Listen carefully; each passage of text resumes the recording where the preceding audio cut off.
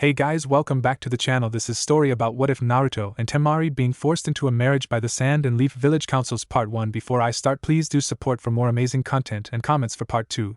Do consider to subscribe my channel and share my video to your friends and check out the description as well. Let's start the video. It was a little over a week since the end of the Fourth Shinobi War, which had lasted several weeks, and things were beginning to return to normal in the Konoha, the village hidden in the leaves. It was very fortunate that while there had been casualties, they were relatively small in comparison to the Third Shinobi War, and this was due almost entirely to the efforts of Naruto Uzumaki. Even though Kabuto had been defeated, Madara Uchiha had once again escaped, though with his massive injuries, thanks to Naruto and Temari's deadly wind combo attacks. Most didn't think he would survive for long, and if he did, he would be powerless. Most of the allied ninja had returned to their respective villages, with the exception of those from Suna, the village hidden in the sand. Gaara, Kankuro and Temari in particular had wanted to stay and visit their friends for a while. It was currently the early hours of morning, around 7 a.m., and Gaara was mediating as usual, anticipating his chance to visit the person he considered not only his first friend, but his best friend as well, Naruto. With all that had happened over the years, there hadn't been much time to spend time with him, like he had wished, what with the Akatsuki, him becoming Kazekage, Naruto training with the late Jiraiya, and of course, the recent war. The fifth Hokage, Tsunade of the Senju, was sitting in her chair, glaring at the mountains of paperwork that sat on her desk, and in more stacks, on the floor. Maybe if I stare at it long enough I can catch it on fire, and I can say it was lost due to reason beyond my control. Like any kind of good luck like that would happen, she thought to herself, sighing. I might as well get started, Tsunade said out loud. The sooner I do, the sooner I can take a sake break, as long as Shizen isn't around to see my access my secret sake stash, that is. She picked up a random paper from a stack in front of her and looked at the date on the top of it. This is from when the freak job Danzo was in charge. During my time in the coma, she thought as she began to read the memo. Let's see, a request for a political marriage between a ninja of the leaf and a ninja of the sand after the leaf village is rebuilt enough from the attack by pain. Certainly a strange request, Tsunade said, looking at it. Wait, it already approved by the council and Danzo, when he was acting Hokage? Who was it for what? Shizen, get in here, now! Not a moment later, Shizen burst in the door, dropping folders all over the place. Lady Tsunade, I'm here, what's wrong? This, read it, Tsunade said, gripping the edge of her desk so hard it was cracking into pieces.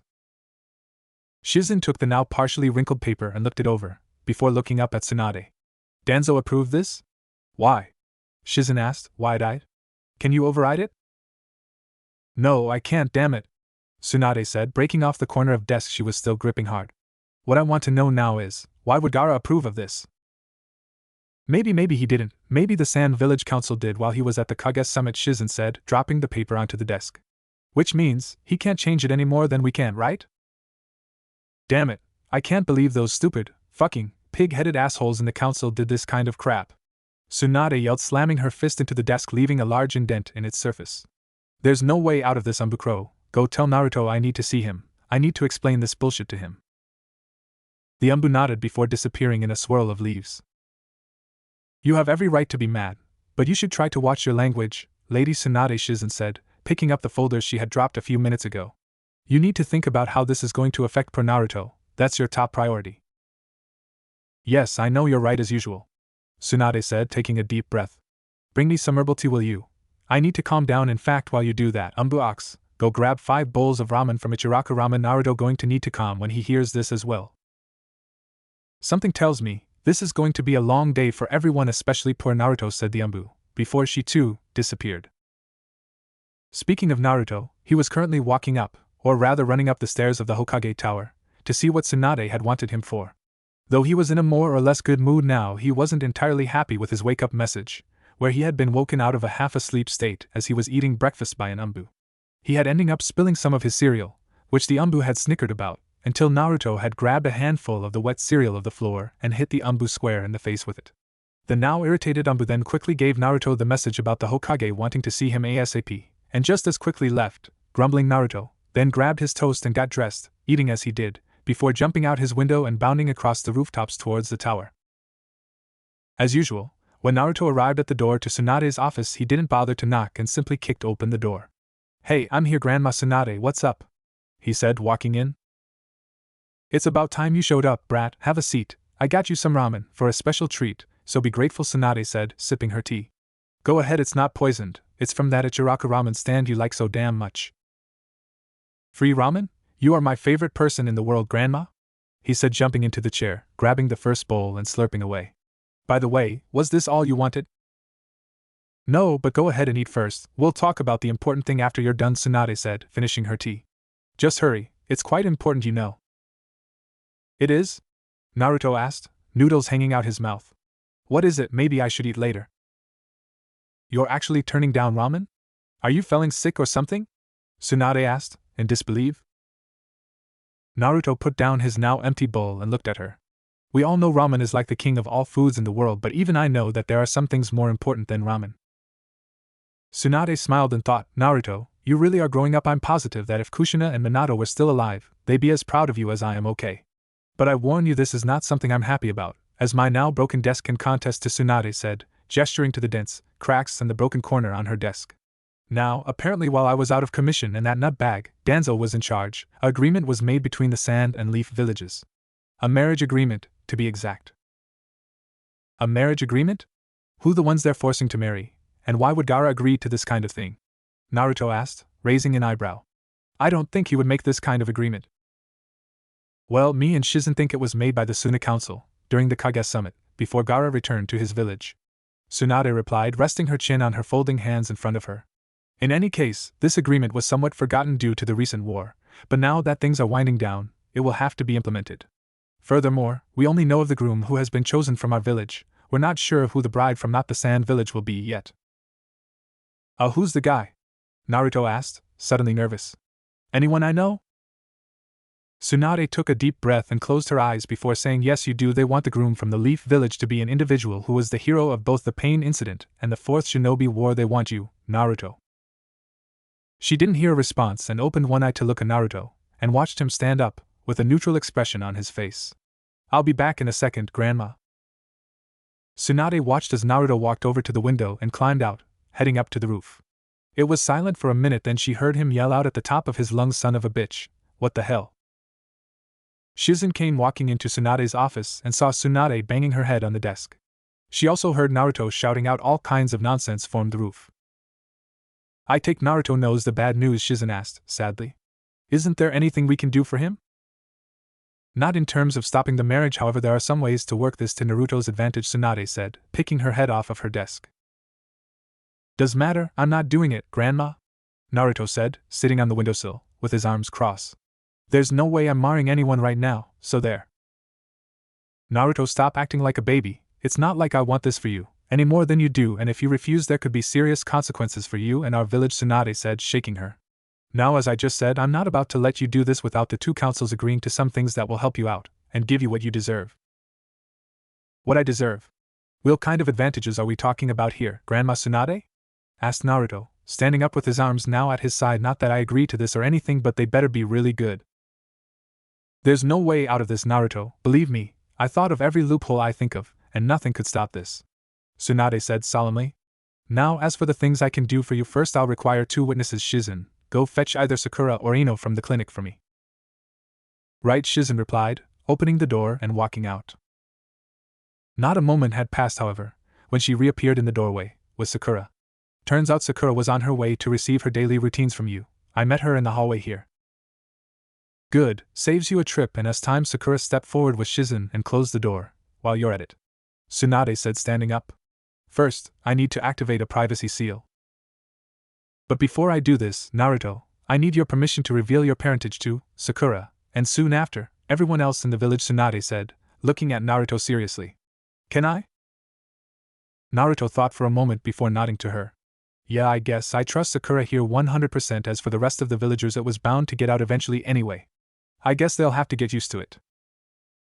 She smiled, nodded and activated the seal before reaching into a drawer in her desk and pulling out a folded-up jacket. Here, take this, Naruto, but don't unfold it yet, Tsunade said to him. Now on this day, in the autumn of this year, I, Tsunade of the Senju, and the Sannin, the 5th Hokage of the village hidden in the leaves, hereby promote Naruto Uzumaki Namikaze to the rank of Special Jonin. Congratulations. No one spoke for a moment, and everyone was bug-eyed. Finally, Sakura said, Namikaze. As in the 4th Hokage, that's Naruto's father? Naruto did his usual neck rub, with a smile in response. Yeah, well. That's right. And his mom was Kushina Uzumaki, better known to some as the red-hot habanero, due to her temper and red hair. Tsunade said, grinning. Now then, even though the council could and would block a normal promotion of Jonin to you, they have no say in me appointing you the title of Special Jonin. What's the difference, Grandma? Naruto asked, confused. Not much, mainly it has to do with the type of training you receive and how you earn the title, Shizen said, pitching in. Jonin is earned by advancing to Chunin first, then taking a Jonin exam. Special Jonin, on the other hand, is appointed by the Kage of the village, and can be given to a ninja of any rank, including Genin.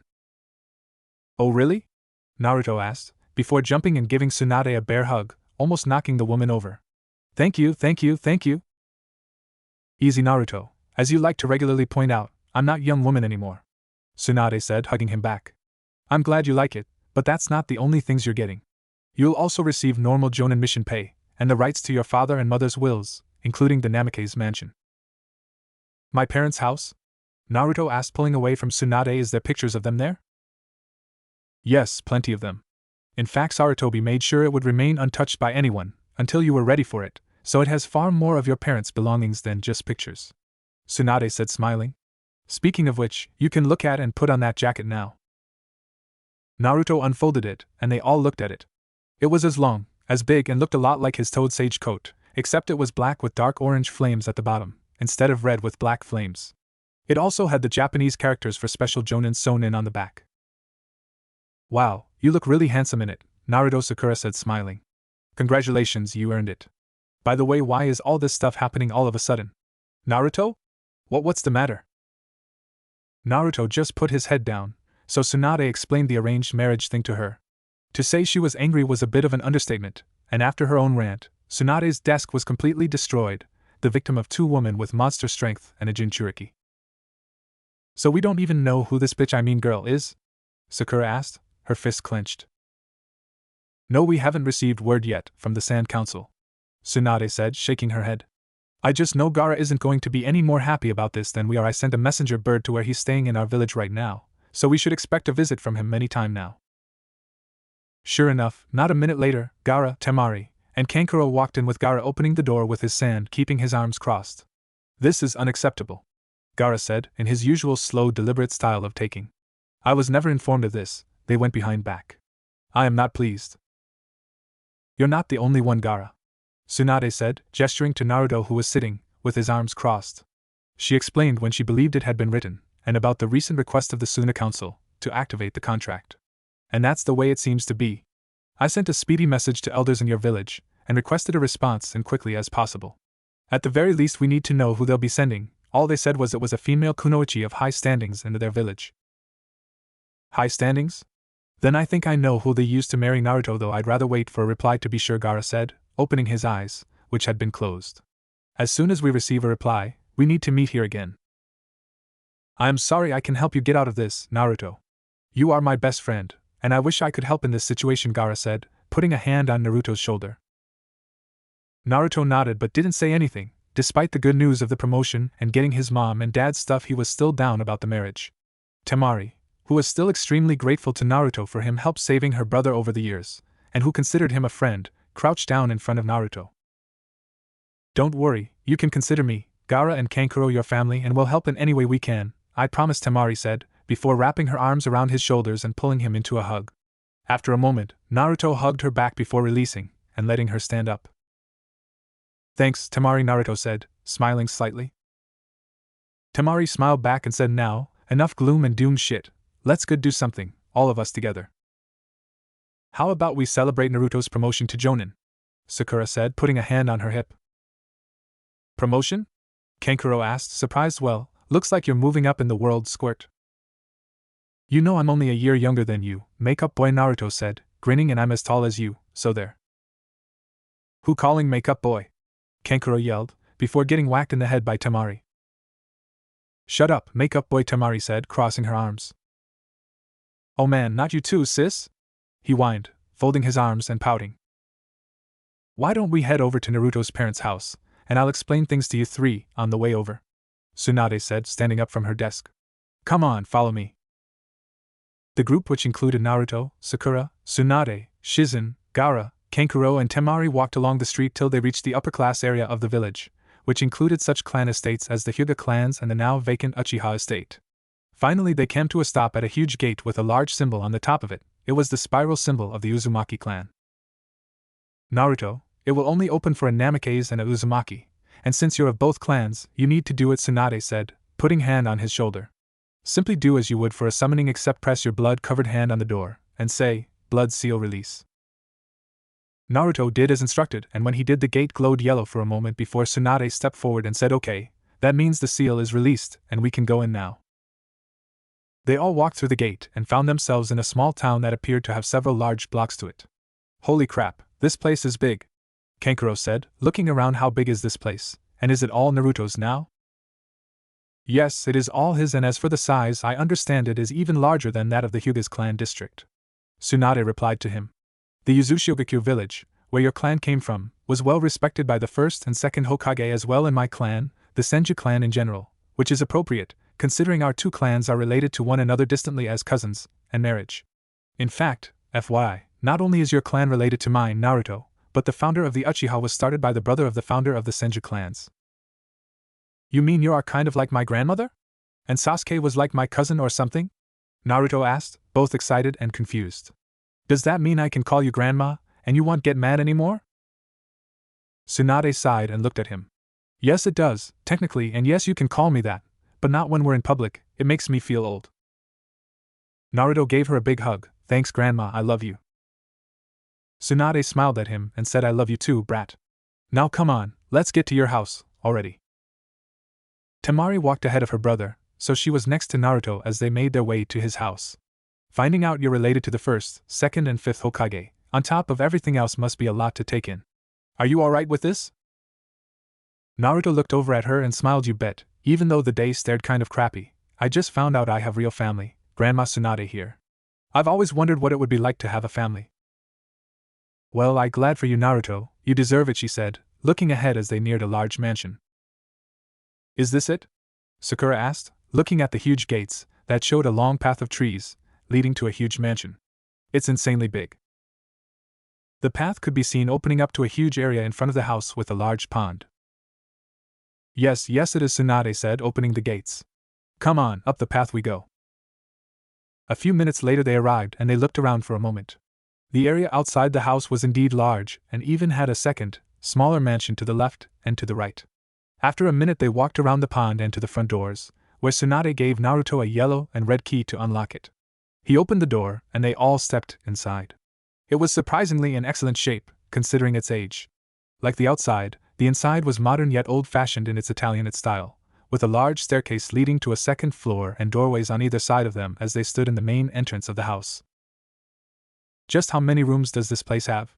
Naruto asked, looked around. And why did Mom and Dad need such a big place? This estate and town that belongs with it were actually part of the Senju clan during the time of my grandfather and your great-grandfather's reign as the first Hokage. The second Hokage, our uncle, then gave this estate to the Uzumaki clan in his will, Tsunade said, looking at him. And as for the size, I believe there is around 29 bedrooms, a gigantic pool, a large training ground, and a garden, among other things here. That's enormous. What am I supposed to do with a place this huge, even with a wife? Naruto asked bug-eyed. Probably the same thing your mom and dad did, use the main house here, and pretty much ignore the other two houses. Besides, someday the Uzumaki clan made up of your children, grandchildren, and maybe even great-grandchildren will inhabit this place, Tsunade said, smiling. Naruto blushed a deep red at the thought of him having children with whoever the woman he was going to marry. Let's worry about one thing at a time, okay? Naruto said, in an embarrassed tone. Of course, now then, this is a lot to take in, so I suggest we do a little exploring of the house, and then all go and grab some dinner together, Tsunade said, facing everyone. We'll come back here tomorrow after we get word from the Suna Council. Does that sound good? Everyone agreed, and Naruto and the others looked around the large house somewhat, with Naruto mostly looking at the pictures of his mom and dad. After about an hour they locked up and left to eat. After dinner at Akamichi's barbecue restaurant they all went their separate ways, with Naruto, Temari, Gaara, and Kankuro going and catching up on things. The rest of the day went as normal as usual, and soon night came and went with the same group as yesterday, being called to Tsunade's office early the next morning. Glad you're here now, Tsunade said, looking at everyone over the top of her desk. I received word from the Sand Village Council. And it's hard to believe their choice, though I certainly approve, and I think Naruto will as well. Gaara, come over here and look at the reply, tell me what you think. Gaara raised an eyebrow before doing as asked. He looked down at and then up at Temari before looking over at Tsunade. He gave a tiny smile and said, I approve of this choice. Well, who is it? Naruto said impatiently. I want to know already. Very well, then I have just one thing to say, Tsunade said, standing up and walking around to the front of her desk where she reached out and took Temari's hand. Congratulations, Mrs. Namikaze.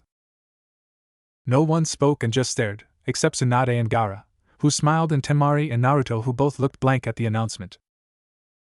After waiting for what seemed like forever, Tsunade looked at Temari and Naruto and spoke up. Well, are you two going to say something or not? That is Temari managed to sputter out, while sitting down in a chair, eyes still wide. I'm not sure what to say. I consider Naruto a friend and a good guy, but beyond what I've seen and heard about him, mostly from Gaara and Shikamaru, I really don't know a lot about you, Naruto. I certainly never thought about a romantic relationship with you either.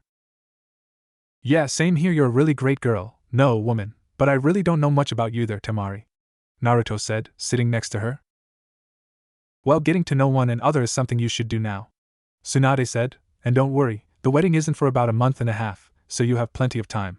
Why don't you go check out your house some more together, just the two of you, find out some things about each other while you're at it.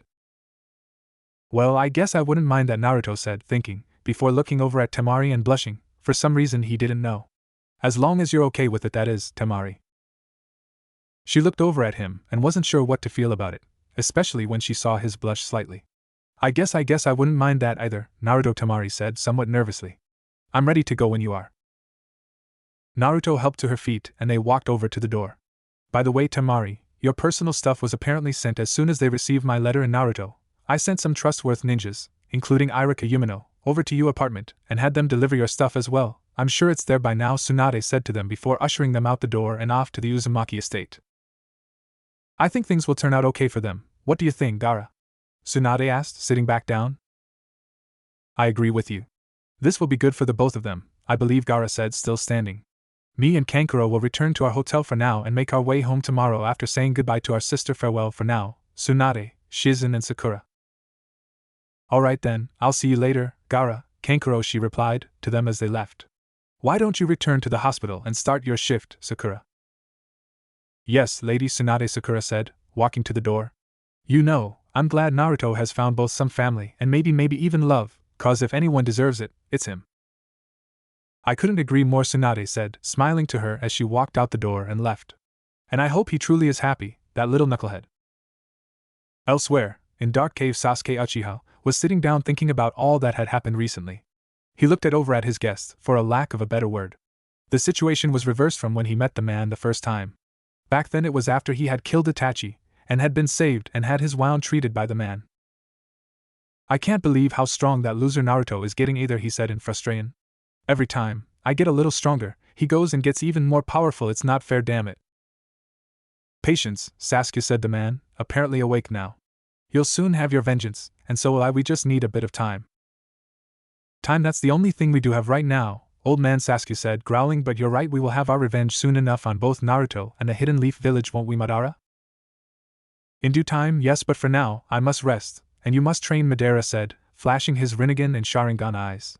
Those things aren't going anywhere, and soon they will all know the wrath of the Uchiha clan. Temari and Naruto walked up the path to his, soon to be their, house. Sure enough, as Tsunade had said, Temari's stuff was in front of the front door. This is all your stuff? Naruto asked, confused. It's just a bunch of scrolls, where's your clothes, and pictures and stuff like that.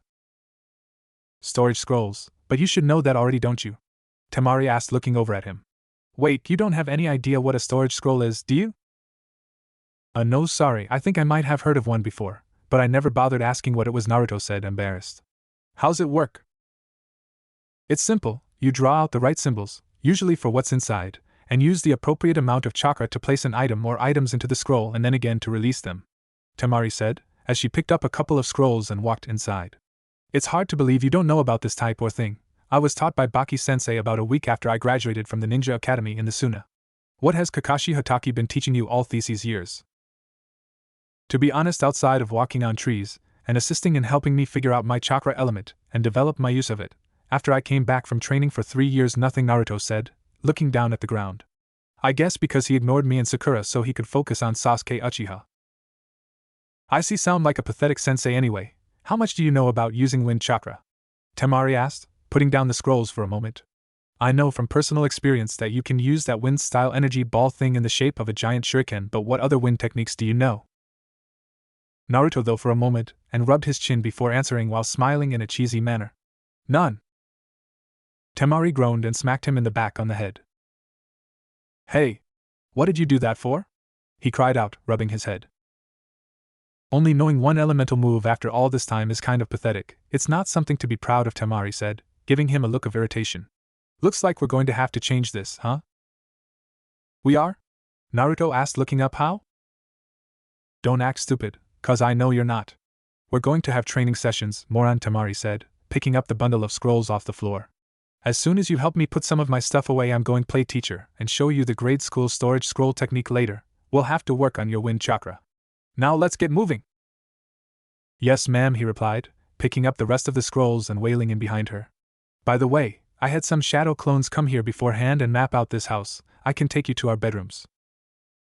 Bedrooms as in separate? Temari asked carefully.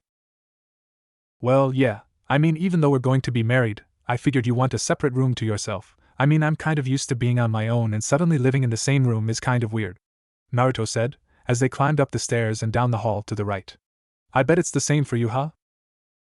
Sort of, though I am used to having my own bedroom. I lived together in the Kazekage mansion with Gaara and Kankuro my whole life, even if me and Kankuro were scared of Gaara most of our life, Temari said, as they came to a stop, a door that had a piece of paper with her name written sloppily on it. So this is my room? Where's yours at? He pointed to the opposite side of the staircase and said, First door on the right after the staircase. Oh, and we both have our own bathrooms, so we don't have to worry about one walking in on each other. Well, it's nice to see you aren't a pervert like both of your senseis have been, Temari said, grinning. At least I hope you're not. Hey, I'm nothing like Jiraiya or Kakashi, Naruto said, his cheeks red. I would never do anything weird, believe it. She grinned and lightly tapped his cheek. You're way too easy. Relax, you leave your emotions on the surface, so I think I would know if you were a pervert. Now then, I've already explained the way to use a storage scroll, so how about a few demonstrations? She asked, putting the bundle of scrolls on her bed. Like I said, channel your chakra into the scrolls and the items will release. Watch me unseal one, then you try with this one. They've got my spare supply of shuriken and kunai in them. Okay, I'm ready, Temari, Naruto said eagerly. Temari spread out the scroll in the bed and channeled chakra into her hand before sliding it across the scroll's inked symbols.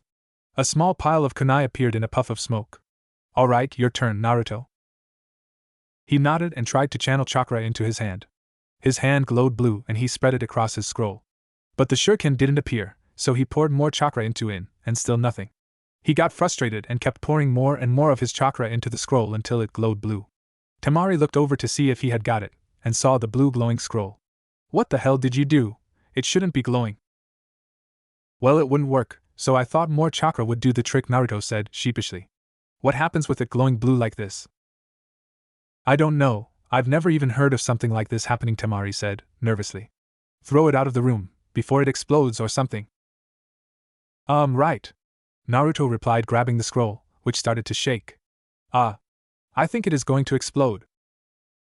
Not knowing what else to do, he threw it out the window, and slammed it shut. Naruto and Temari jumped to the other side of the bed, and she put up her open battle fan, as a shield for them. After a minute or so passed, they heard a small pop sound and several shuriken broke through the window, and tore some holes through her fan. Temari stared in horror at her damaged fan, and clenched her fist. My battle fan, my favorite battle fan, she said, grinding teeth so hard sparks flew. Naruto. Having been on the receiving end of a furious female before, he knew the drill, and raced out the bedroom door so fast, he nearly left a trail of fire behind him. For the next several hours, Temari chased Naruto all over the village, and he used his skills he learned from when he used to play pranks, to hide expertly. After a while he gave her the slip and found himself in front of the Hokage tower. Figuring Tsunade would be able to help him somehow, since she was a female too, so he ran up the side of the building using chakra, and leaned in the window. Tsunade wasn't in her office, so he climbed and took a seat in her chair, and tried to figure out how to make it up to Temari for messing up her fan. Man, what to do, maybe I'll take my mind of it for a while and do something else till Grandma Tsunade comes back, Naruto said out loud. But what? What are these? He picked up a random paper off Tsunade's desk and looked at it. It was a request form for a B rank mission. Looks like it's a request from the T County for our ninjas to stop raids on their shipments by a large gathering of bandits and high-ranked Chunin rank ninjas. Naruto read out loud. But the description of the ninja is clearly genin at best, not Chunin. This should be a C rank mission, not B. Not thinking she would mind, Naruto wrote out a note and used Tsunade's personal Hokage stamp on it, before sending it to the messenger bird tower with a shadow clone to be sent to the T Country. He also approved a C rank mission and assigned Team Ebisu, which had Konohamaru, Moegi, and Udon. That was pretty easy. I don't see why Grandma Tsunade is always complaining about her paperwork, he said, grinning. What's the next one? A request from a shop owner in the eastern part of the city for repair funds to fix his shop. How much does he want? 100,000 Ryo. Is he insane? Naruto quickly looked through the papers till he found an active new genin team that was on standby. Perfect, I'll assign them the job of repairing the store as a D rank mission. That will save the village like 60,000 Ryo. Ha! I'm a genius! Naruto exclaimed, happily. Grandma Tsunade should just hand over the title of Hokage to me now. I'm more than ready. The door opened and Shizen walked in with a small stack of papers in her hands. She looked up and saw Naruto sitting at the Hokage's desk. Naruto! What are you doing sitting in Tsunade's chair, and are those mission reports? Shizen asked, dropping the stack she had and racing to the desk. You filled out several files? Actually, you did fairly well, and your ideas for these missions do save the Leaf Village a lot of money. Naruto, how would you like to make some extra pocket money? Extra pocket money? Naruto asked, curiously. How, Shizen-chan? Well, it's no secret that Tsunade likes to skip out on her paperwork and drink sake, so how would you like to do this paperwork for today? She asked, smiling. Not only could you make some money, but it would be good training for when you become Hokage. Naruto grinned like a madman and said, sounds awesome, sis. Well then I'll just leave you here. By the way, why were you here in the first place? Shizen asked, gathering up papers. Oh crap, I almost forgot. It's like this, Naruto said, and he explained what had happened with Temari. And I found myself here, so I decided to try my hand at this paperwork. I see, this isn't good, Naruto. You need to go and apologize to her, Shizen said, sitting in the chair across from Naruto. I know, but I need to do more than just say I'm sorry. I broke her favorite battle fan. I need to replace it. Yeah, I need to get her a new one. That or get it repaired, Naruto said, looking across the desk at Shizen. It was pretty badly torn though, so a new one's the best bet, right? Any ideas on where I would find a shop that sells battle fans? Sorry, I'm not a ninja who really uses weapon attacks, not outside kunai and shurikens. Anyway, Shizen said, thinking. Don't any of your friends use weapon-based attacks? Naruto thought about it for a moment, and then grinned. Yeah, I forget, Bushy Brow's teammate, Panda Girl, uses only weapons for her fighting style. He said, grinning still. I bet she knows of a good weapon shop. Panda Girl? Bushy Brow? Who on earth are you talking about, Naruto? Shizen asked nervously, imagining a literal half-panda/half-girl thing and someone with giant eyebrows. Oh, those are nicknames. I call Rock Lee Busy Brow cause of his big eyebrows, and Tenten Panda Girl cause she always keeps her hair in buns and reminds me of a little panda, Naruto said, rubbing the back of his neck and grinning. I just need to ask Tenten about where she buys weapons, and I'm set. What about this paperwork? Shizen asked, raising an eyebrow. Easy, I'll send a shadow clone to find her, and I'll stay here to do this, he replied, already standing up. Shadow clone jutsu. A second Naruto appeared beside him, waiting for orders. Hey Shizen, can I get that pay in advance? I need it for the new fan. Shizen thought for a moment before smiling at him. I shouldn't, but okay, as long as you guarantee that you'll finish this work. I promise to, and that's my word, believe it, he exclaimed to her. She unlocked the petty cash lockbox and handed Naruto a small brown envelope. Okay, here you go, you can have the 60,000 Ryo that you saved the village on that mission. Naruto grinned and turned to his shadow clone. Okay, you know what to do, so get to it. The clone gave him a salute, and was about to jump out the window to do his task, until Naruto stopped him. Wait, here, take this, it's the design spec sheet I snagged from Temari's stuff. I'm not sure why she had these, but it's a good thing I grabbed them. He handed his clone the papers and let the clone leave to do his task, while he got to work on the paperwork before him. For reference, I'll refer to the shadow clone Naruto with a C after his name. 20 minutes later, the clone Naruto finally found Tenten as she walking toward her squad's training area. Hey! Tenten! Wait up for a sec! A voice yelled out. Tenten turned around and saw Naruto running towards her. She waved to him and yelled out, "Hey there, Naruto, long time no see." Naruto, finally came to a stop in front of, and caught his breath. "Thanks for waiting, Tenten, I need to ask you something." "Sure, what is it?" she asked, smiling. "Well, I wanted to know what store you get your weapons from. I need to get something custom made," Naruto, said, putting his hands in his waist. "You want a weapon made?" "Yes. Someone else has found the love of weapon using," she exclaimed, grabbing his hands and dancing around in a circle. "Welcome to the weapon side, my friend." "Oh man. She looks so happy, and if tell her I just want to know where she buys them to get one for someone else, she's going to be devastated. What am I going to do?" Naruto, thought to himself as she continued to dance with him. "I guess I can have her teach me about weapons. I already have some awesome justice. But you can never have too many attack options." "Yeah, sounds like a plan. I'm sure the boss will be fine with it. Now I just need that fan for Temari." "Hey Tenten.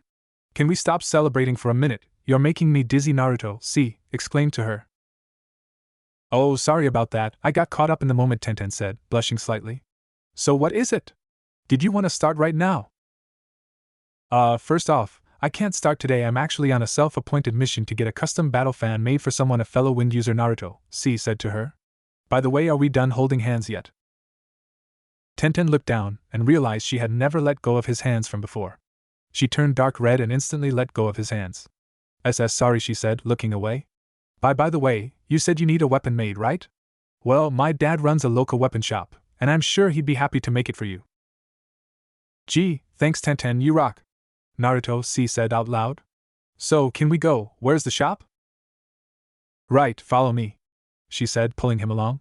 "It's not far, so keep up." About 5 minutes later they arrived at the weapon shop. "So is this it?"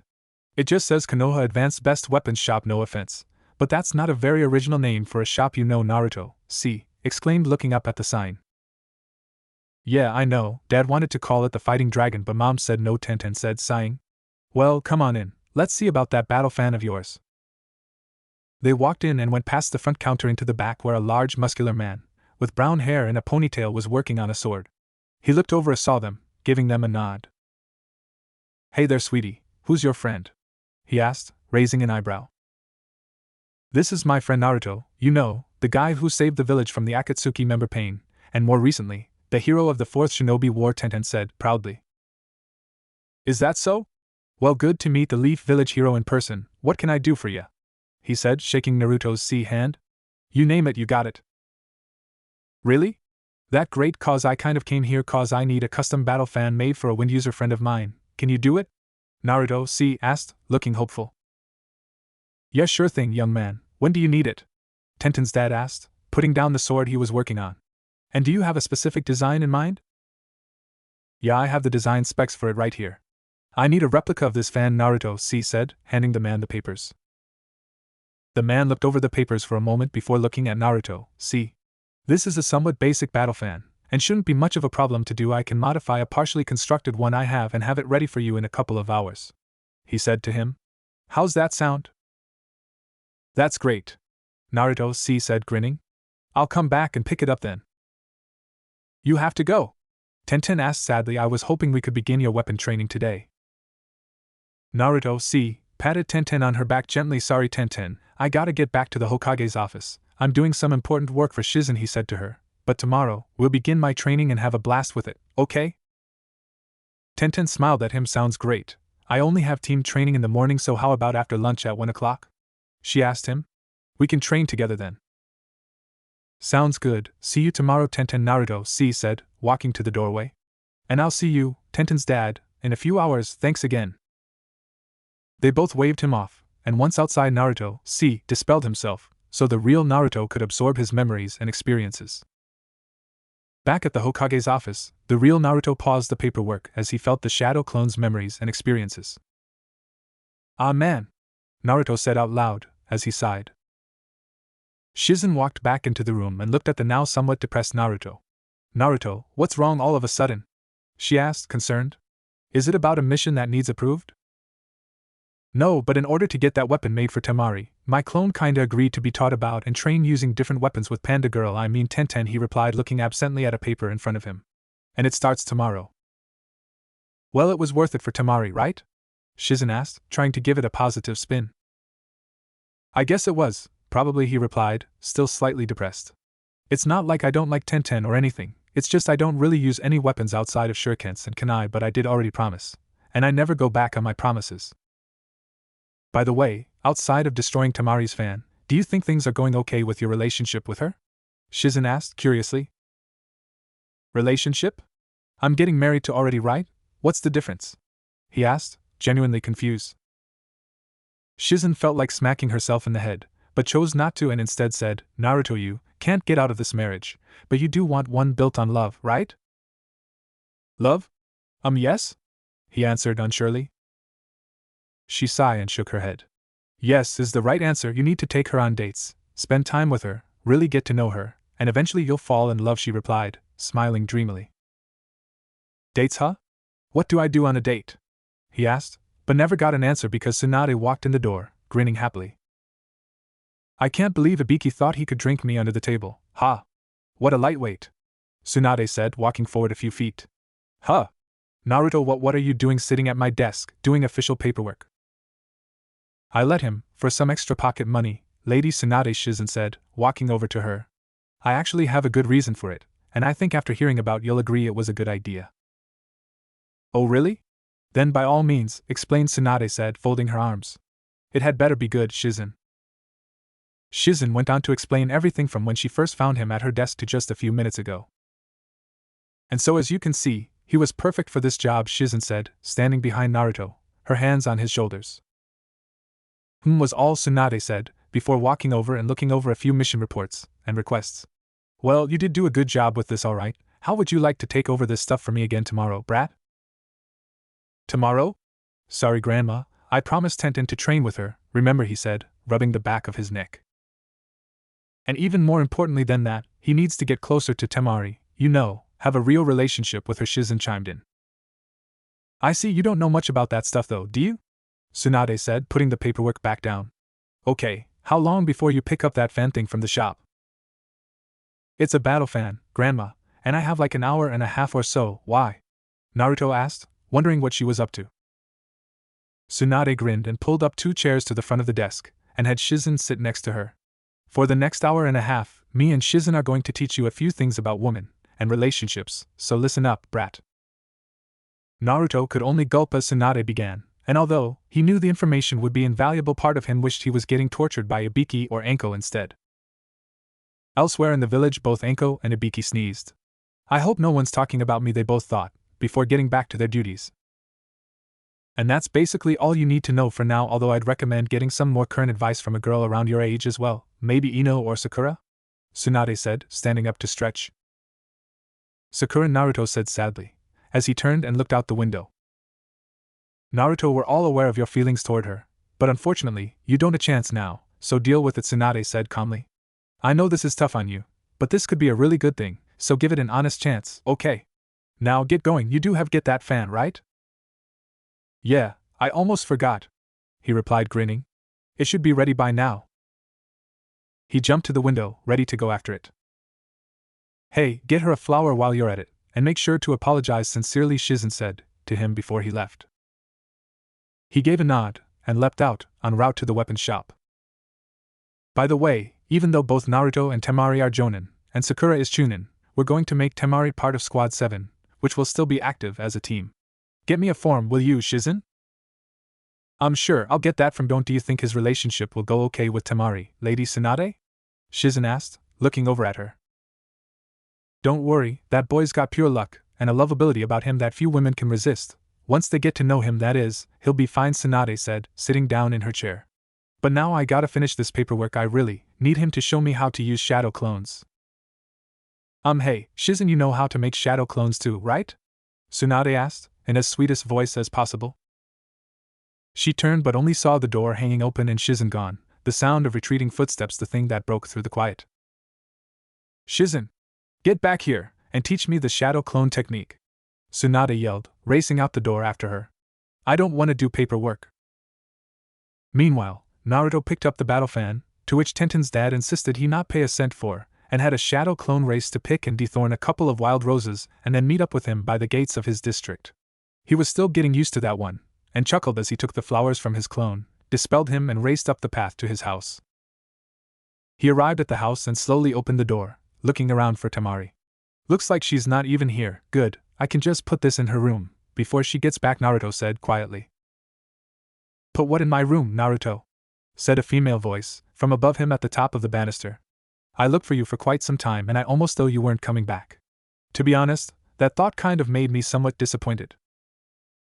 Oh hey, Temari, listen, I'm really sorry about your fan. I even got an exact replica made of it for you, he said, putting his hands together. Is there any way you can stop being mad and forgive me? She walked down the stairs smiling, though Naruto was busy looking down at the floor. I even got you some flowers. I mean, I didn't know your favorite or anything, but I tried to get something nice and I had to do paperwork for the Hokage to earn the money to get the fan. I'm not saying it wasn't worth it, 'cause it was, but... He stopped blabbering when he felt her pull him into a hug. She wrapped her arms around him and squeezed tightly. Naruto, to be honest, I wasn't even mad for that long after I started chasing you. In fact, I spent most of the night trying to find you so I could tell as much, Temari said, releasing her grip on him. It was partially my fault for not watching your technique more closely, in the first place. Well, I'm still sorry. So, do you want this fan? He asked somewhat nervously. I know it's not the original, but it's pretty close. I'll gladly accept it, the roses, and treasure them both, thank you, Naruto, Temari replied, stepping back. Now, it's kind of late, so let's try to get some sleep, and start fresh tomorrow, okay? Okay, so what do you want for breakfast tomorrow? He asked as they walked up the stairs. You can cook something beside ramen? Temari asked, jokingly. Who would have thought?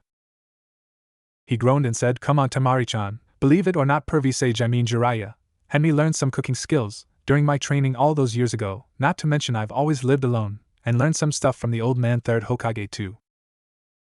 Okay, it was just a joke, you knucklehead, Temari said, grinning. For breakfast tomorrow, I'd like an egg white mozzarella omelet with buttered toast and orange juice. Okay, my princess, your wish is my command, he said, bowing in a joking manner.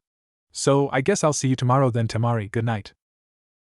He was about to walk away, when he felt her tug on his sleeve. He turned around and raised an eyebrow. What is it, Temari? He asked, in an unsure tone.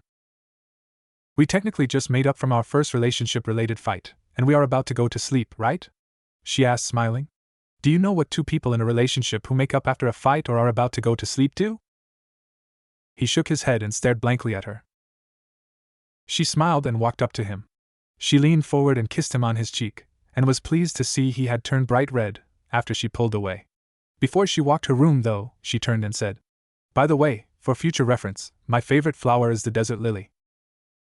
He stood there, nodding with his face red, sputtering, even after she said goodnight, and closed her door. He reached up and felt his face.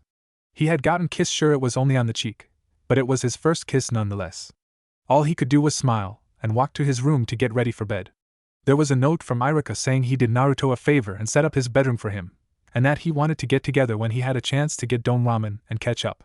He smiled and silently thanked Irika before he took off his pants, jacket, and put on his nightcap with the dog face on it, that he still refused to get rid of, since Irika had been the one to get it for him when he was little. He crawled into bed and couldn't help but think about the kiss from Temari. It had only been a kiss on the cheek, but he had never known any real affection outside of the third Hokage, and later, Irika-sensei.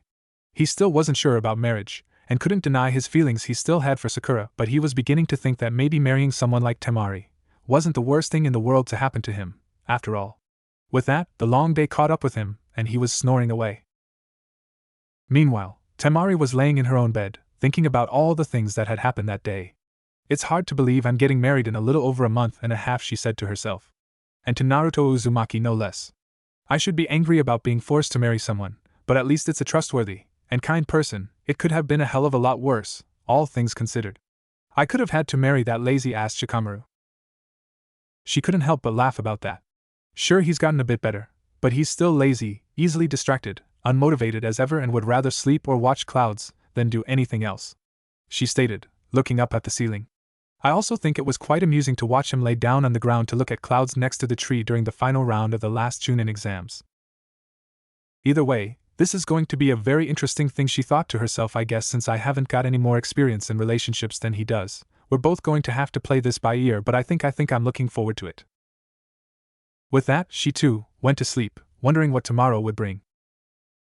Despite Naruto burning the egg white omelette on his first try, he succeeded on his second attempt, although the toast ended up slightly more dark on one side.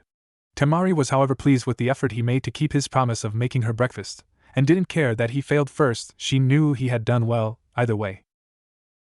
Of course, the morning hadn't gone completely smooth.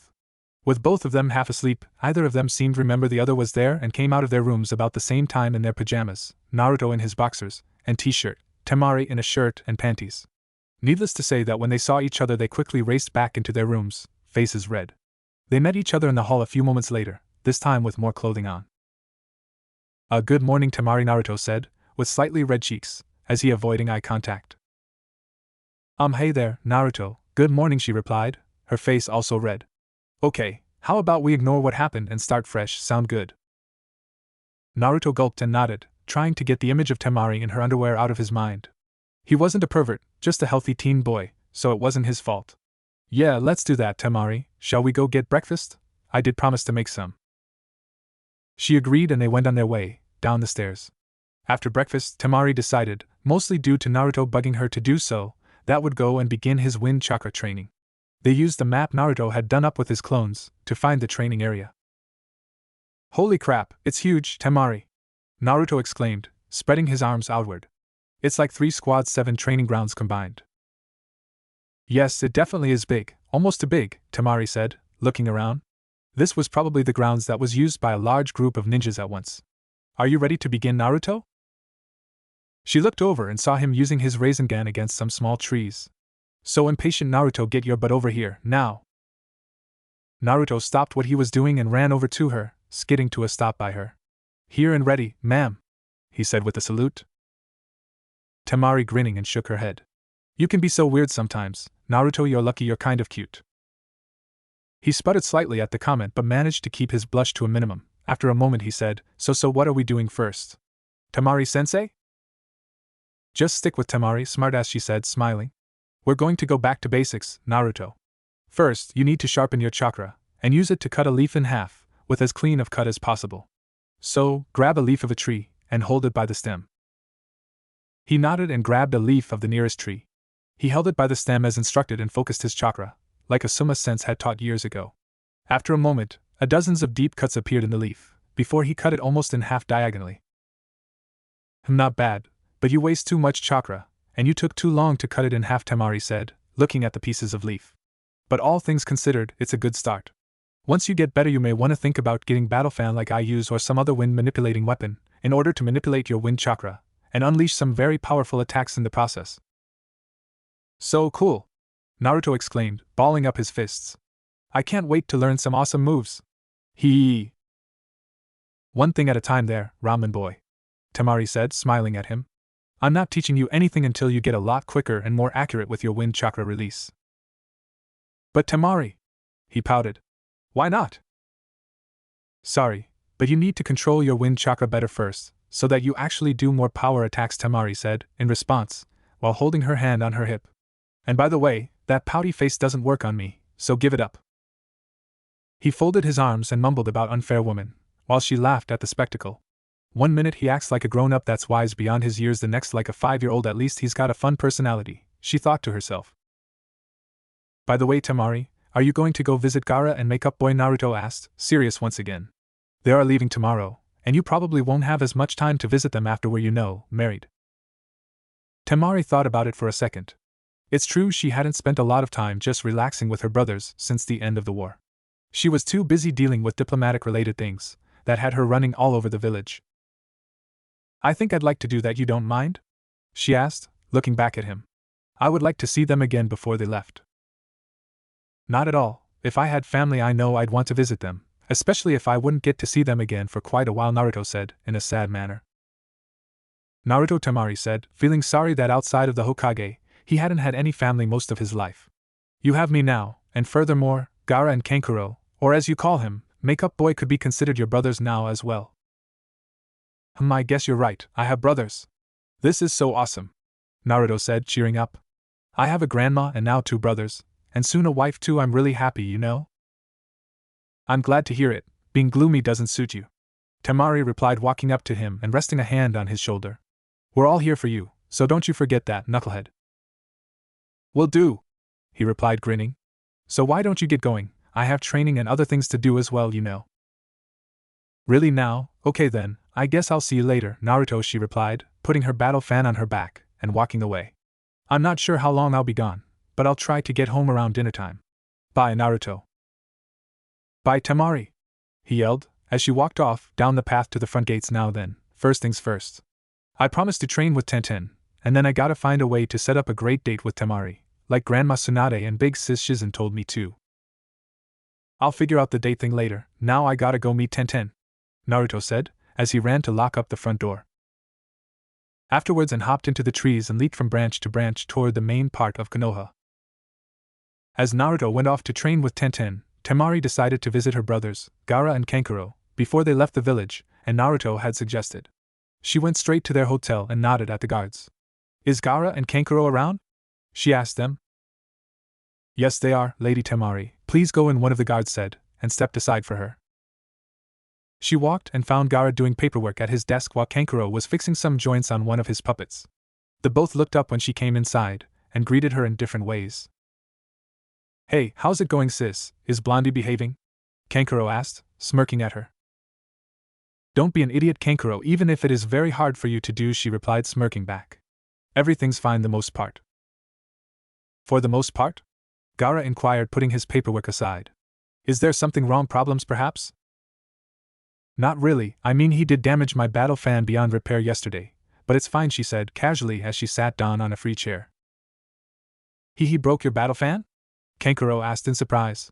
Did you kill him? Need help burying the body?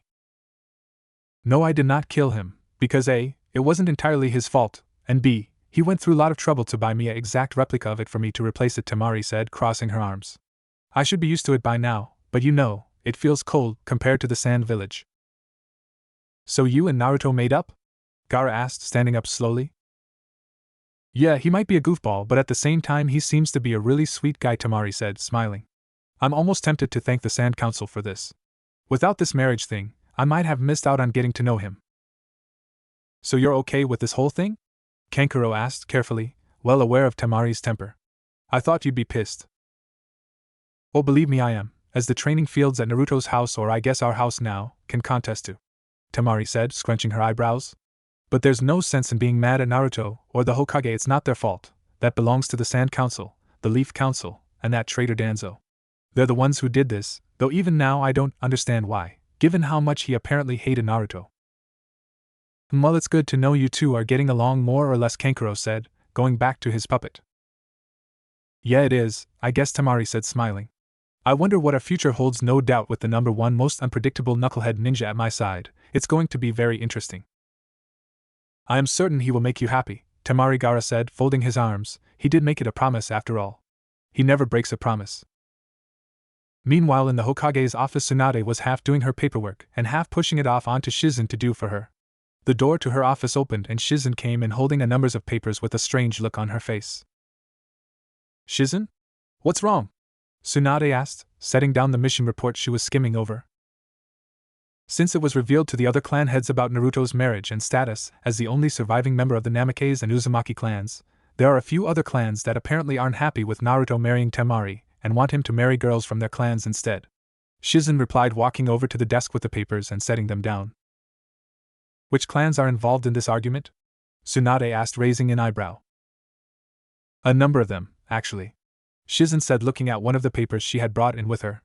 The Hyuga clan demands him to marry either Hinata or Hanabi Hyuga, the Aburane clan asks that he marry Shino's cousin, Akira, and the Yamanaka clan believes it would be good for Naruto to marry Ino.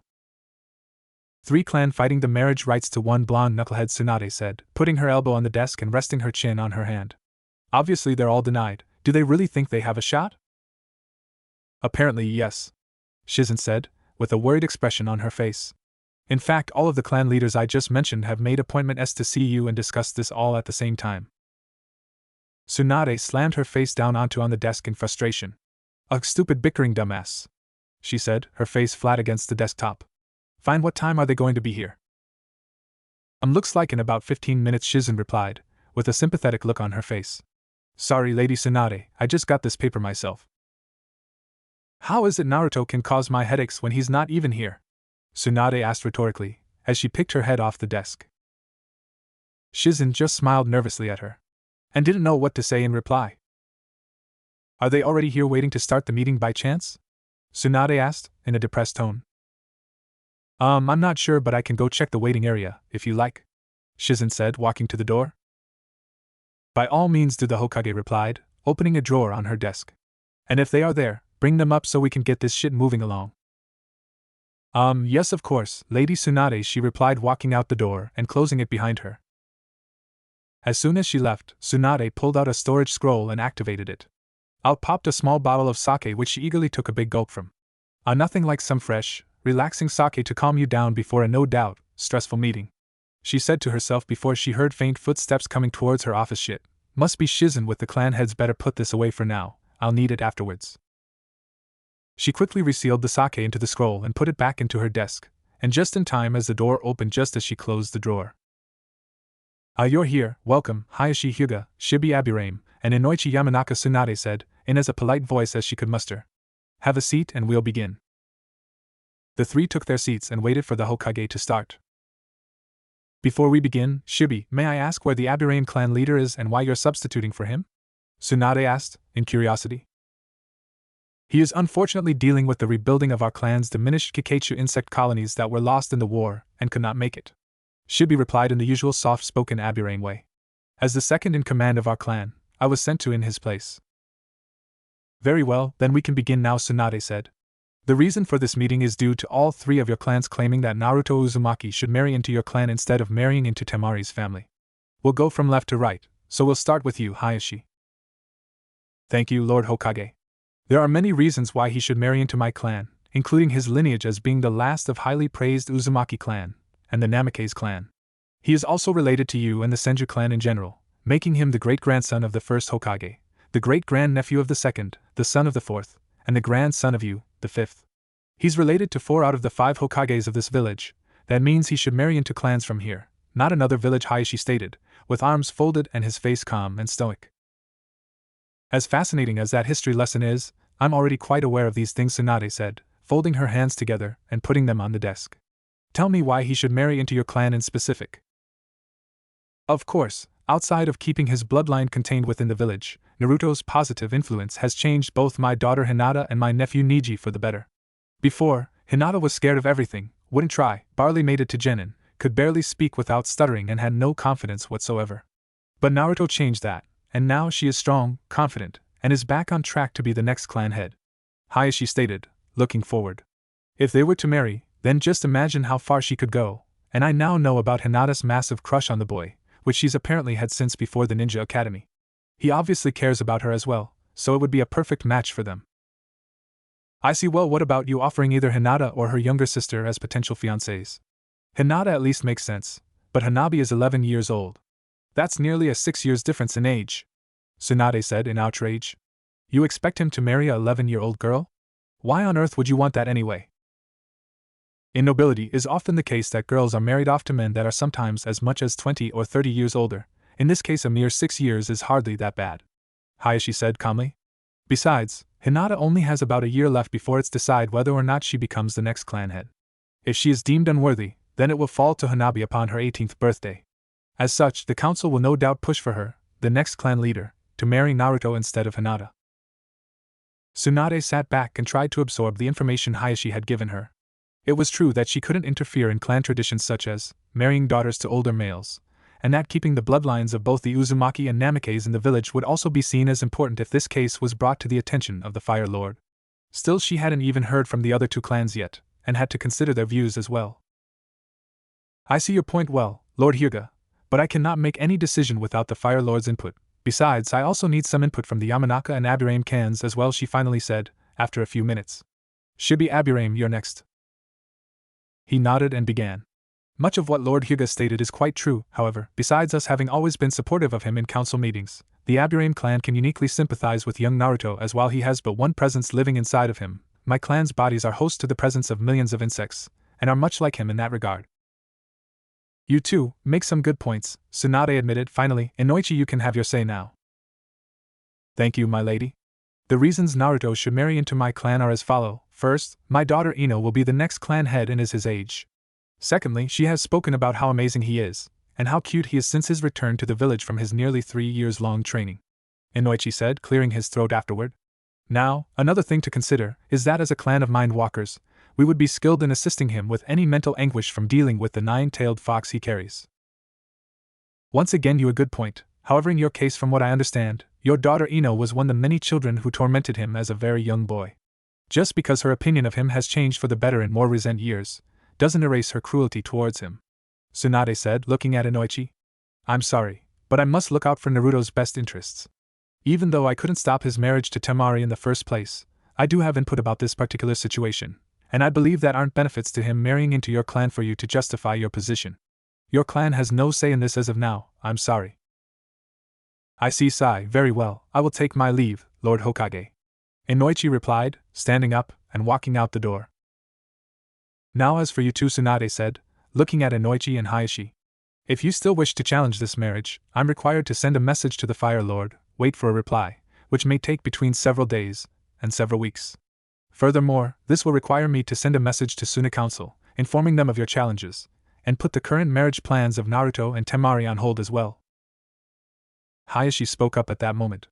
Perhaps there is another option we haven't considered, one which will make all the involved parties satisfied, he said, rubbing his chin. Since Naruto is the last of both the Namikaze and Uzumaki clans, does he not qualify under the Clan Restoration Act? He could marry Temari, as well as into the Hyuga and Aburame clans at the same time. I have no doubt it won't be long before the Leaf Council thinks of activating that act for him anyway. Tsunade only grumbled under her breath in response. A minute later she finally spoke again. Once again you bring up a point, however, this entire thing will still require third-party guidance from the Fire Lord.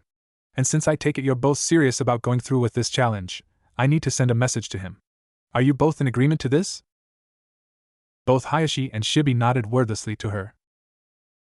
Fine, Tsunade-sai, I'll send word in tomorrow's mail run, and for now I need to attempt to think about all that was said here and consider things somewhat until I get word from the Fire Lord.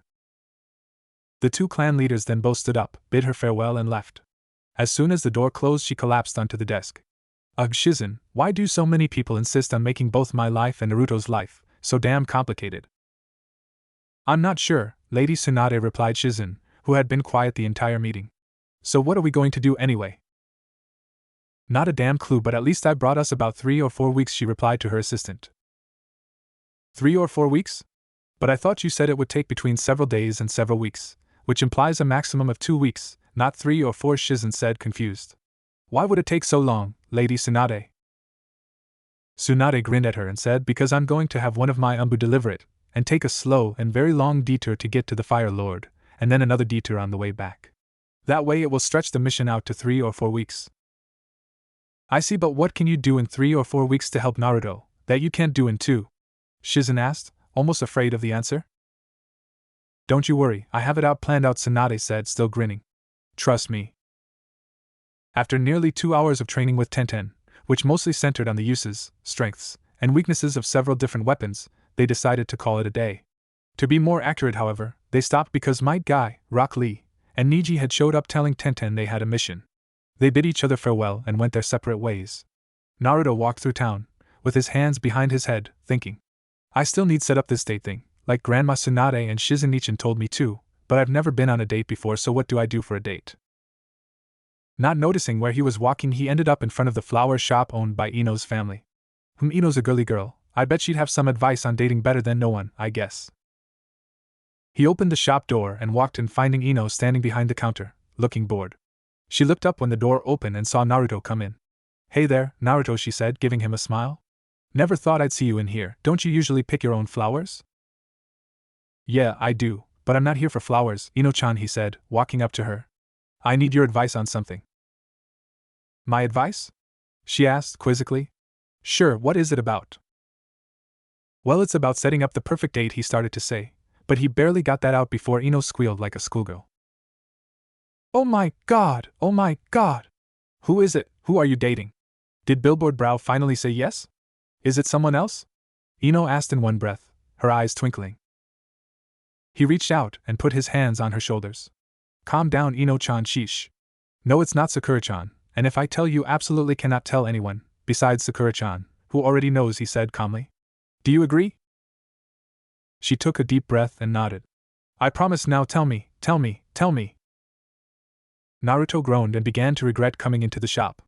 I thought you were more mature than this, Ino. I mean, you usually are. Huh. Well, maybe you're right, she replied, blushing from embarrassment. Sorry about that, I'll be calm and mature, so go on. Who's the lucky lady in the great Naruto Uzumaki's life? I'm not that great.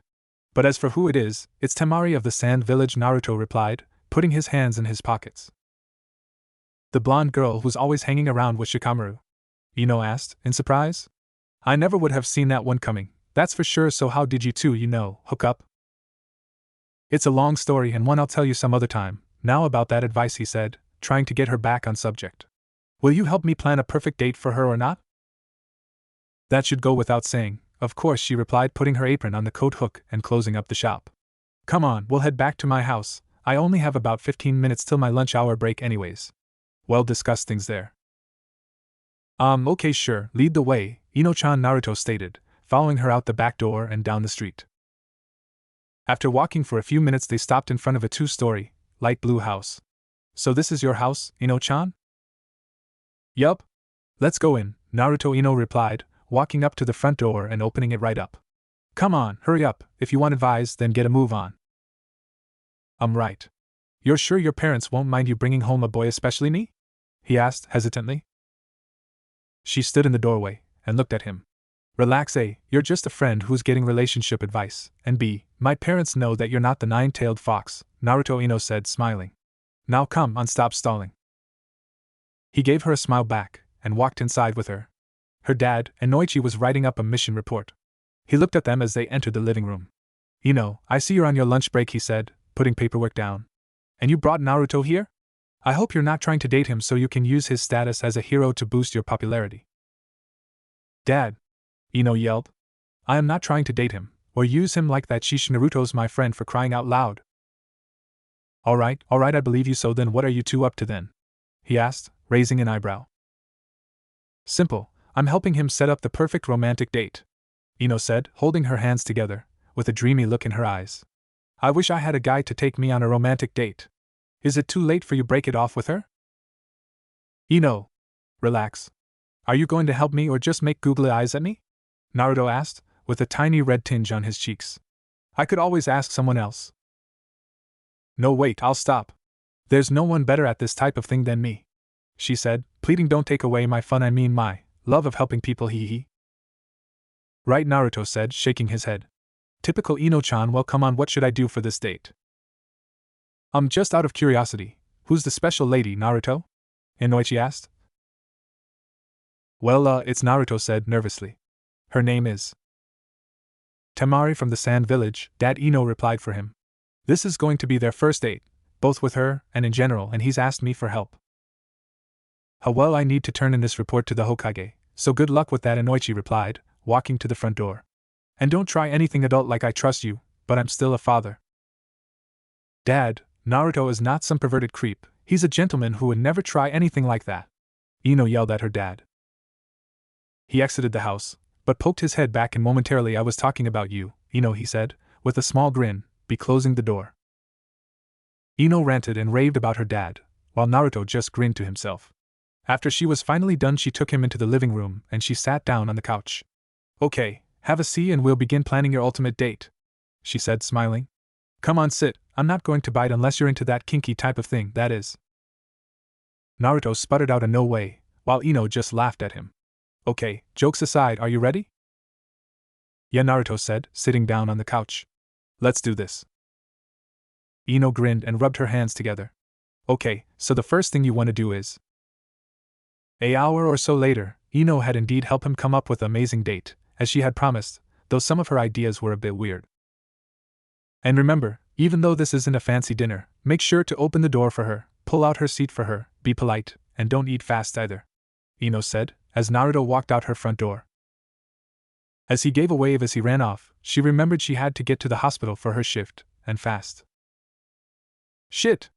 I'm going to be late, Ino said to herself, as she locked her door and ran down the street. And I gotta change the sign on the flower shop door too. She quickly ran into the flower shop, put up the closed sign, locked the door, and ran on her way to the hospital. A few minutes later she arrived, with 2 minutes to spare. Ha, made it! Hey billboard brow, Ino said, as she noticed Sakura, signing in for her shift as well. Looks like I'm not the only one cutting it close, huh? Sakura looked over at her, but only made a aha sound before she signed her name and grabbed her nurse's jacket. Hey, what's wrong, Sakura? You seem really quiet today, Ino said, as she signed in and grabbed her own nurse's jacket. Are you okay? Yeah, it's nothing, really, Sakura said, talking absently. I'm fine, let's just go to do our rounds. Wait a second there, Sakura, Ino said, grabbing Sakura's arm. Tell me, what's wrong, or either one of us is taking a step forward. Sakura, is it about something? No. Someone? Maybe. Well, tell me already, Ino said, letting go of Sakura's arm. Naruto is dating Temari from the Sand Village now, Sakura said, facing away from Ino. I'm just concerned about him, that's all, just as a friend. Yeah, I know, I helped him come up with a perfect date for him and Temari at my house earlier, Ino said to her. We just split up and went our separate ways right before my shift started. Wait, are you jealous of him and Temari? Of course not, it's nothing like that, Ino, really, Sakura said, waving her arms in front of her. I don't know, maybe I'm a little jealous, but maybe it's just because I'm so used to having him by my side. Sakura, he'll still be by your side, he's your teammate and friend. Having a girlfriend's not going to change that, Ino said, giving a smile that turned into a grin. Though I have to admit, he is pretty hot these days, too bad I didn't get a chance to bag him. Ino. Sheesh, I don't want to talk about it anymore, okay, let's just get to our shift before Lady Tsunade finds out, Sakura said, turning back around. Nut, you're right, he is pretty good looking, too bad I didn't give him a change sooner, myself. Well, if he ever breaks up with Temari, you and I will have our chances, then, Ino said, grinning still. Right. Sakura gave her a strange, almost sad look, and replied, yeah right, come on, get to the west side of the hospital, and I'll do my rounds on the east side. She then walked off, leaving Ino there standing, confused. Why that look from you, billboard brow? Is there something I don't know? She thought. Not knowing what else to do, and nor wanting to get in trouble, she decided to leave it alone for now, and get to work herself, but intended to talk to Shizen or Lady Tsunade about it later. Elsewhere, far away from the Leaf Village, Madara Uchiha had mostly recovered, at least enough to walk around using crutches. This waiting is so fucking irritating, Sasuke yelled, punching a practice dummy. Aren't you healed enough to train me yet? Or did I kidnap that medical ninja to treat you for nothing? Calm down, Sasuke. My injuries were quite severe thanks to the nine-tailed brat, remember? I will take time, Madara said sharply. For now, practice mastering the use of the new Susanoo Final Amaterasu technique I created and taught you, and soon you'll have a powerful ability at your disposal, so stop whining and get to work. And Uchiha does not complain, remember that.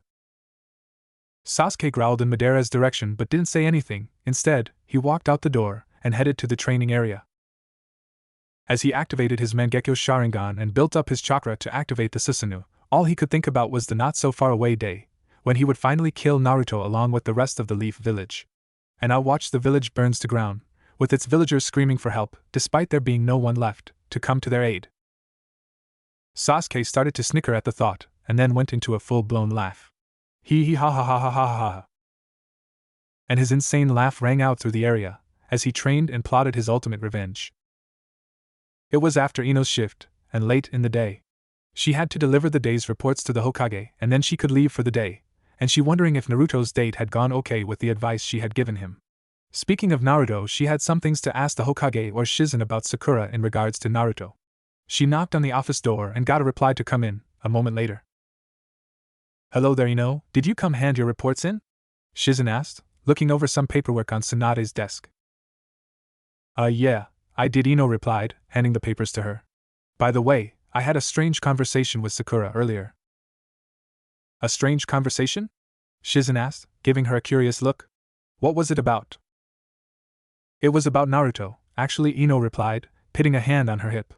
I basically got Sakura to admit she has feelings for him, but when I told her she could snag him if he broke up with Temari, she got a kind of sad look on her face. Any ideas why? Shizen remained silent for a moment before answering her. I'm not sure really, maybe she was just jealous of Temari getting with Naruto before she could. You don't sound very convincing, Shizen said in a dry tone. You know something, and I want to know what that is. Don't worry about it for now, said Tsunade, walking into the room. You'll be giving information soon. No, Sakura's my friend, and so is Naruto, said defiantly. If you know something, I have the right to know too. Tsunade held her head for a second. Okay. Tomorrow, I'll have you, the rest of the Rookie 11, and a few others come here in the morning, she said to Ino, sighing. We'll discuss it then at 9 now, it's late, so get home, your shift is done. Fine, Ino finally said, turning around. Bye. After Ino walked out the door and closed it behind her, Tsunade slumped onto her chair. Well, I suppose they were bound to find out sooner or later, she said, leaning back in her chair. I need to call a council meeting for tomorrow morning, at about 8, to make my announcements, or at least some of them. You aren't going to tell them everything? Why not? Shizen asked, putting some papers into a drawer of a file cabinet. You don't trust them, do you? Is there a reason to? 'Cause I don't see any, Tsunade said, looking at the ceiling. They've always been against me and Naruto. I know all about how they looked the other way when Jonin Ninja tried to kill Naruto as a boy. I also know how they've done everything in their power to undermine my decisions as Hokage. Shizen remained quiet. Now then, I only intend to tell them that some important information will be revealed tomorrow, and that's all I'm saying to them, Tsunade said, sitting up and looking at Shizen. And don't you dare tell them anything behind my back again. I know you only thought you were doing good, but you only did harm. I'm sorry, Lady Tsunade, I won't say anything to anyone, Shizen said solemnly. You have my word, I swear on my uncle's grave. Very well, Shizen, go use one of the guest rooms here, in the office, to get some sleep, she said to her. I'm going to get some sleep myself after I write this up and send it off. Shizen nodded to her, bid her good night, and walked through the door leading to guest room. Tsunade quickly wrote up the information and had a messenger bird carry it to the council chamber for them to read when the council convened at 6 a.m. the next morning. The next morning at about 8 a.m., the Konoha 11, along with several clan leaders, Gaara, and his siblings, most of the Jonin minus Kakashi, who was probably late at his own birth, and Sakura, who hadn't shown up or giving a reason for her absence. After waiting about 15 minutes, Kakashi finally appeared in a swirl of leaves. He gave a wave to the Hokage and said, Sorry I'm late, Save it, Kakashi. As much as I enjoy hearing your creative excuses, we have things to discuss, Tsunade said, folding her hands together. Now we should wait for Sakura to arrive, but she already knows most of this, and I can fill her in on anything extra. I still say you have no right to inform everyone here about anything important before you tell us in private first, Hamura Mitokado said, in a distasteful voice. As the council of the Leaf Village, we have that right. I agree, Tsunade. We needed time to edit what you revealed to those present, his teammate, Koharu Yutane added, from her seat. And that's exactly why I didn't tell you what I was going to speak about. I didn't want you trying to tell me how to do my job, Tsunade said, with her eyebrows narrowed. The days of me playing lapdog to the council is over. In fact, you can think of it this way, from now on, you will be playing lapdogs to me. Both Koharu and Hamura were wide-eyed and in shock at what she had said. Now then, let's get started, Tsunade said, not giving them a chance to speak. First of all, while I was in the coma, and Gaara was at the Kage Summit, the Leaf and Sand Councils decided to set up a arranged marriage between Temari of the Sand and Naruto. Everyone in the room was frozen at those words and looked over at Naruto, who was sitting on the ledge of the window, staring out at the village as Temari stood near him. Before anyone could say anything else, Sakura burst through the door, showing two unconscious Anbu laying on the floor behind her. Lady Tsunade, you cannot let this happen. Naruto should not be forced to marry someone he doesn't even love, she yelled out, clenching her fist. I was all happy about the other things for him, but I refuse to let this stupid wedding thing happen. Sakura. That's enough, Tsunade said, standing up. If you want to be upset, then that's your right, but knocking out my Anbu, along with ranting and raving, is not. I don't care. I came to a realization recently. I once told Naruto a lie to stop him from going after Sasuke, but what I said is actually true, Sakura said, putting her red face down. I love you, Naruto Uzumaki, and I want the option to explore that. This time, Naruto joined the others in the room in being wide-eyed and speechless. Tsunade looked at her apprentice, Sakura, and couldn't help but feel sorry for her, even if she knew there was anything she could do. Sakura, I wish there was. I'm not done yet. I'm not the only girl who loves Naruto and would like the chance to have a relationship with him, Sakura said, looking back up, her face still red. I'm speaking off course about Hinata. She's been in love with Naruto since before even the Ninja Academy. How is it fair that she and I are denied the chance like this? There was a gasp and a couple of thuds, and everyone looked over and saw that Hinata had fainted and was laying on the office floor with a dark red face. Tsunade looked over at Naruto to see if he going to say anything, but found he had fallen out the window and was on the roof laying, in shock. Tsunade shook her head at the sight of not one, but two of her ninjas, one a Chunin, the other a recently appointed Jonin, acting like a bunch of school kids. This is not what I need right now, Tsunade said, sitting back down. Sakura, come here a second. Sakura walked over to the desk and leaned in as Tsunade leaned forward. Look, Sakura, none of us are completely happy with the situation, but take a look over at Temari for a moment, she said, in a whisper voice that only Sakura could hear. Tell me what you see and hear right now. Sakura looked over to where Tsunade was looking at. Temari was outside on the roof kneeling next to Naruto, talking to him with a smile. Hard to believe someone like you would faint, Temari said, grinning. You sure are something else, Naruto. Not funny at all, Temari-chan, Naruto responded, looking up at her at a small smirk. Are you going to help up, or just stare at my handsome face all day? Maybe I should leave you here, Foxboy, Temari replied, returning the smirk. And to think, after such a wonderful date last night, I was looking forward to our next one. So you're allowing me the honor of taking you out again? What's the catch? He asked, grinning. Nothing ramen related, and we're good, she replied, standing up and holding out her hand to him. Now get up, your friends probably have a lot of questions and will soon have more, no doubt. Sakura turned back to Tsunade. Just because they look happy doesn't mean anything. Naruto is a nice and really likable guy, Sakura said, putting her hands on the desk. That doesn't mean I'm giving up on him. You're too much like me, so I figured as much already, Tsunade said, folding her hands together. You were there when I told him about this, well, most of it. But you should know that it would cause problems for both the Leaf and the Sand villages if this arranged marriage were called off. Be that as it may, Naruto deserves happiness, and so do I and Hinata, Sakura said defiantly. Consequences be damned, Lady Tsunade, I will be pursuing him, and I might even get Hinata too as well. Fine, whatever. Do what you want, just do it later, I have things to discuss still, Tsunade said, holding the bridge of her nose. Why don't you go do your rounds in the hospital since you know this stuff anyway? Fine, but I will keep my word, Sakura said, pulling her hands off the desk. I gotta go do some work at the hospital, but Naruto, don't think I'm going to give up on you, and my love I have for you. She blew a kiss at him before giving an evil look at Temari, who gave her an equally nasty look back. Don't try anything, Pinky, Temari said, crossing her arms. I think Naruto is a great guy, and if you think I'm just going to sit here and let you take him, you're barking up the wrong tree, honey. Before a few days ago, you hardly knew him that well, Sakura said, walking to the door, as the others moved out of the way. Me and Hinata over there, on the other hand, have known him most of his life, that gives us the edge. If you got a problem, I'll be glad to help you clear it up, Pinky, Temari said, walking towards her. So go on, say something, I dare you. I'd be happy to, sand bitch, Sakura said, clenching her fists. When and where? Enough, you two. Sakura, go do your duties now, Tsunade said, slamming her fist on her replacement desk, hard enough to leave a dent. And you and I are going to have long discussion about things later, young lady. But what about Temari? She was also saying stuff, Sakura said, pouting. Shut up, billboard brow, just go, Ino said, putting her hands on her hips. You're the one causing problems right now, not her. Ino took Sakura's shoulders and pushed through the door, closing it behind her. Go cool off, Sakura, Ino said to her, from inside the office. We'll talk later, go ahead, Lady Tsunade. I'm taking Naruto to get focused, you can go ahead since I know this stuff already, Temari said, gently taking a hold of Naruto's shoulders. Come on, Naruto, let's go. I'll get you some ramen. Naruto, who was kind of out of it from learning that his longtime crush, Sakura, liked him back, and that Hinata liked him too, nodded absently and let himself be walked away by Temari. She put her arm around him and walked him out the door. Will Naruto be alright? Hinata asked, finally recovering from her faint and fall. And did Sakura really tell him that I like him? I'm afraid so, Hinata, Tenten said, standing next to her. The cat's out of the bag, I guess. In any case, I do have more to tell you, Tsunade said, standing up. Are you all composed enough for me to continue? Or do you need a few more minutes?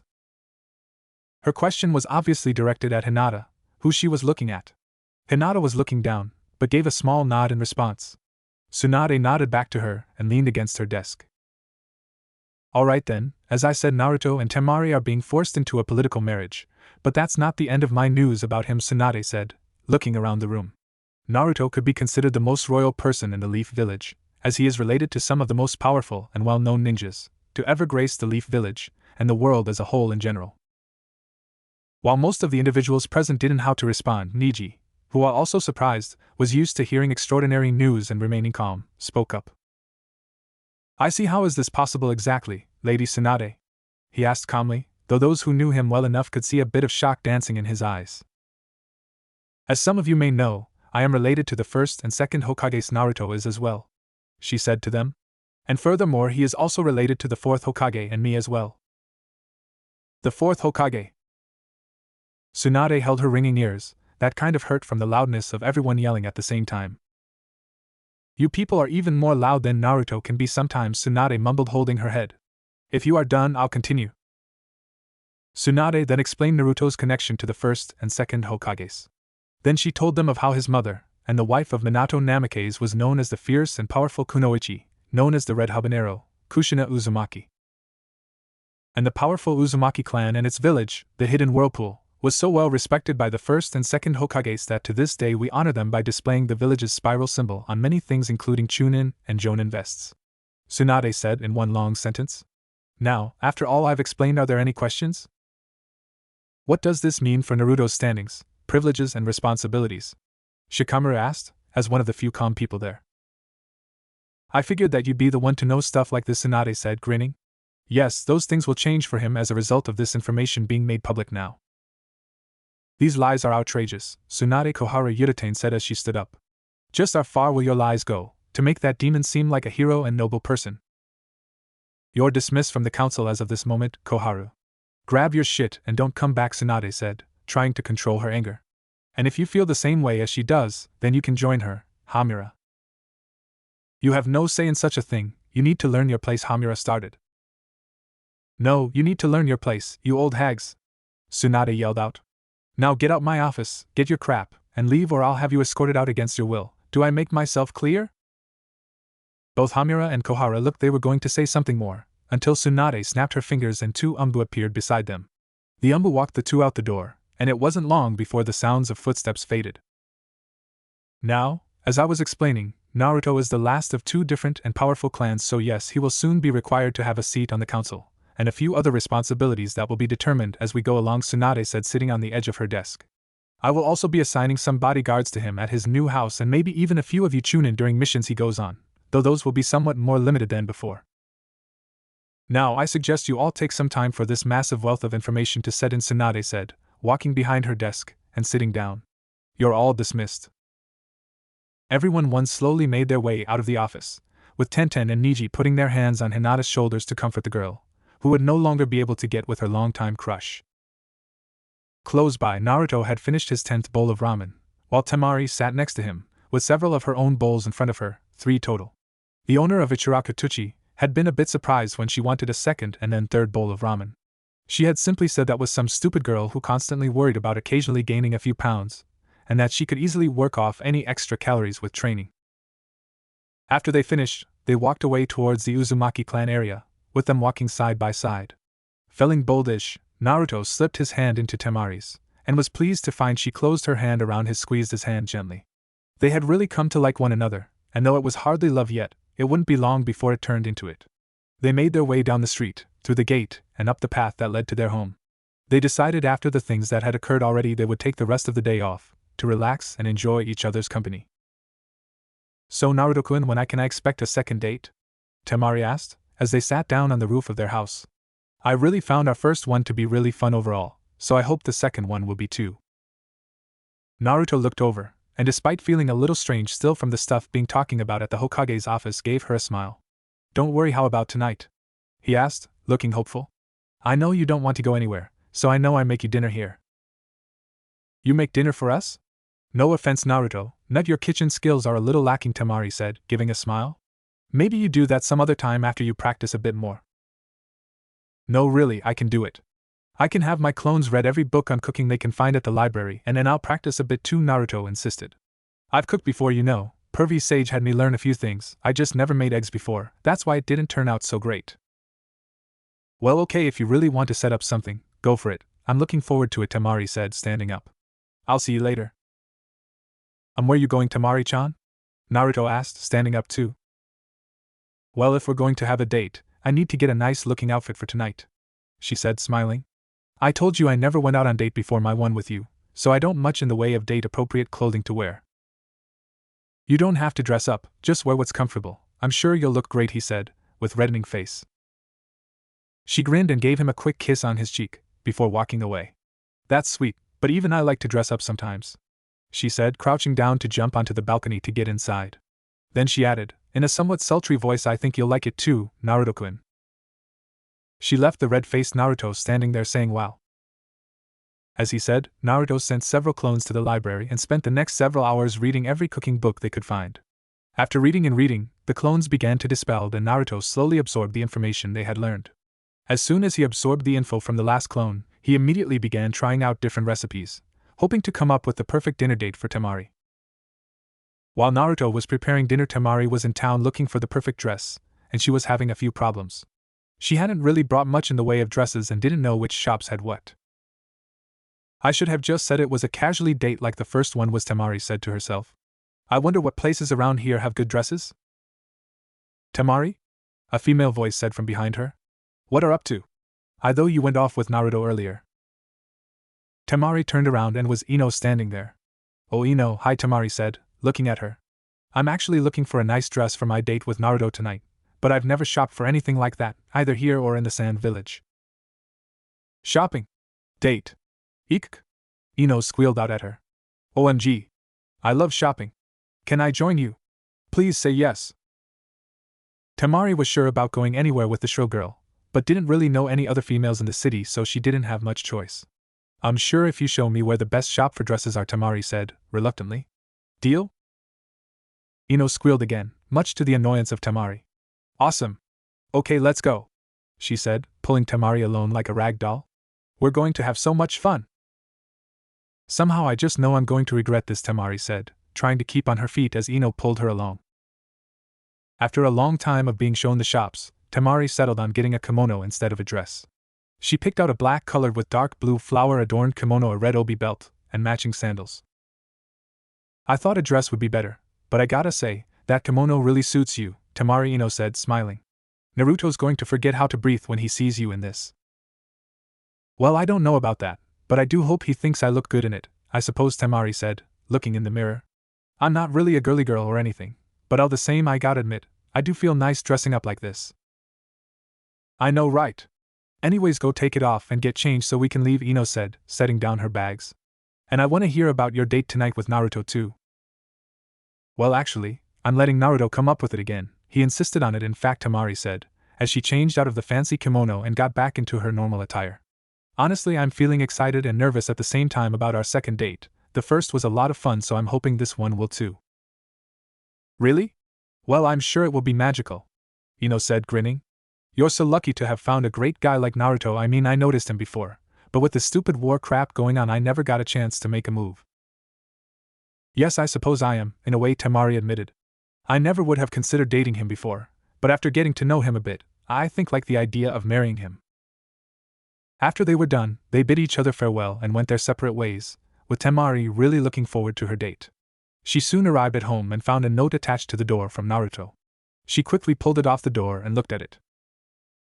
Dear Temari, meet me out in the garden, behind the house, at the open space part in the western end with all the shade at 5:30, signed Naruto, she read out loud. That like 45 minutes from now, I gotta get changed into this kimono. She grabbed her bags, raced inside and up the stairs to get changed. After about a half an hour she was finally ready, with about 15 minutes to spare too. Should I go out there early? Or would that ruin it? Temari said to herself. Well, I guess I could just make my way towards that area and walk really slowly to kill time. With her mind made up, she slowly and carefully walked down the stairs, as she not used to wearing Geta sandals. She honestly liked her normal attire better, but this was a special occasion, and she'd worn kimonos before, so it wasn't completely horrible at least. She slowly walked through the large house till she reached the back area, and went outside into the backyard area. She hadn't really been out in this area before, only once really, and only knew a little about the layout. She turned and started walking west to the area Naruto wanted to meet her in. After about 10 minutes, since it was a really big garden and she was walking slow on purpose, she neared where she was going to meet Naruto. She just stepped out into the opening when she saw Naruto, dressed in a black kimono with orange belt, and black and orange jacket standing there lighting a few candles. "Naruto, you look pretty handsome, though I'm surprised to see so much black and so little orange," Temari said, walking forward. "And this dinner also looks incredible, you didn't have to go this far." Naruto turned around and his cheeks heated up as he stared at Temari in her kimono. "Wow, you look really beautiful, Temari," he said, looking over every inch of her. "Just wow." Temari also felt her cheeks turn red from slight embarrassment at being looked at in such a way by a guy. With her reputation and the way her brother Gaara used to be, most guys were either too scared of her brother, or just not seemingly interested in her for some other reason. So this was both unusual and very nice to her. She shook herself out of her frozen state and walked forward to him. Now it was his chance to be shocked and happy, because Temari walked up to him and wrapped her arms around him. She rested her chin on his shoulder and simply stayed there. Temari-chan? This is really nice, but why?" Naruto asked, blushing. "I don't know, it just felt right to do," she said, smiling and blushing. "Not many people have ever called me beautiful before, just my mother when she was still alive, no one else, so to hear that you think I'm beautiful feels nice." "Well, it's true," so Naruto said, trailing off, as they pulled away from each other. "So shall we start our date?" "Love to," she said, walking over to her chair. "Looks romantic, I like it." Naruto was about to sit down when some of Ino's advice ranged through his head. "Whenever your date is going to sit in her chair, you always pull it out for her and push her in before she asks to you too, remember that, Naruto?" Here, let me, Temari-chan," he said, pulling out the chair for her. "Thank you, Mr. Gentleman," Temari said, sitting down and letting him push her in. "You obviously didn't learn your manners from Jiraiya though, huh?" "No way, I don't think he knew the meaning of manners," he said, snickering as he sat down, fidgeting in his kimono. "Stupid kimonos, why are they so uncomfortable?" Temari just laughed at him for a moment. "I somehow figured you weren't a dress-up type," she said, grinning. "Though the fact that you did it for me is really sweet." Yeah, you're welcome," he said, rubbing the back of his head. "I did do it just for you after all." "So what are we having, oh Romeo?" she asked in teasing manner. He lifted up the tops covering the food to reveal their dinner. "I made baked salmon, with roasted mushrooms, green peppers, and sprinkled with chopped onions, curry, and garlic," Naruto said proudly. "We also have a salad, even though I'm not really into vegetables much, with light salad dressing, some red wine, and a piece of chocolate cake for dessert. You like? And here I thought you couldn't cook very well, your shadow clones are quite the useful thing, huh?" she said, very impressed. "It looks great, and this quiet dinner date was a great idea, Naruto-kun." They ate while chatting a bit in an effort to get to know each other a bit better and were about to have dessert, when a female voice said, "Fancy running into you here, Naruto." Temari and Naruto looked over and saw Sakura, of all people, standing there smiling. "Sakura? What the heck are you doing here? How did you even find your way here?" Naruto asked, wide-eyed. "That's easy, I follow one of your clones that was bringing back fish, while concealing my chakra," she said, very calmly. "Tell me, do you like my dress?" Sakura was dressed in a low-cut, sleeveless black dress that ended at her mid-thighs. She also had a pair of pink high heels on, that she obviously wasn't used to wearing.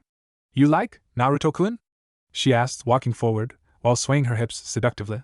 "Walking in heels isn't easy, so you better appreciate it." "What the fuck do you think you're doing here, ruining our date, you pink-haired slut?" Temari yelled, jumping up. "Get your slutty little ass out of here before I kick you, you little ass." Now, Naruto doesn't like girls with foul mouths like that, do you, Naruto?" she asked, as she walked closer.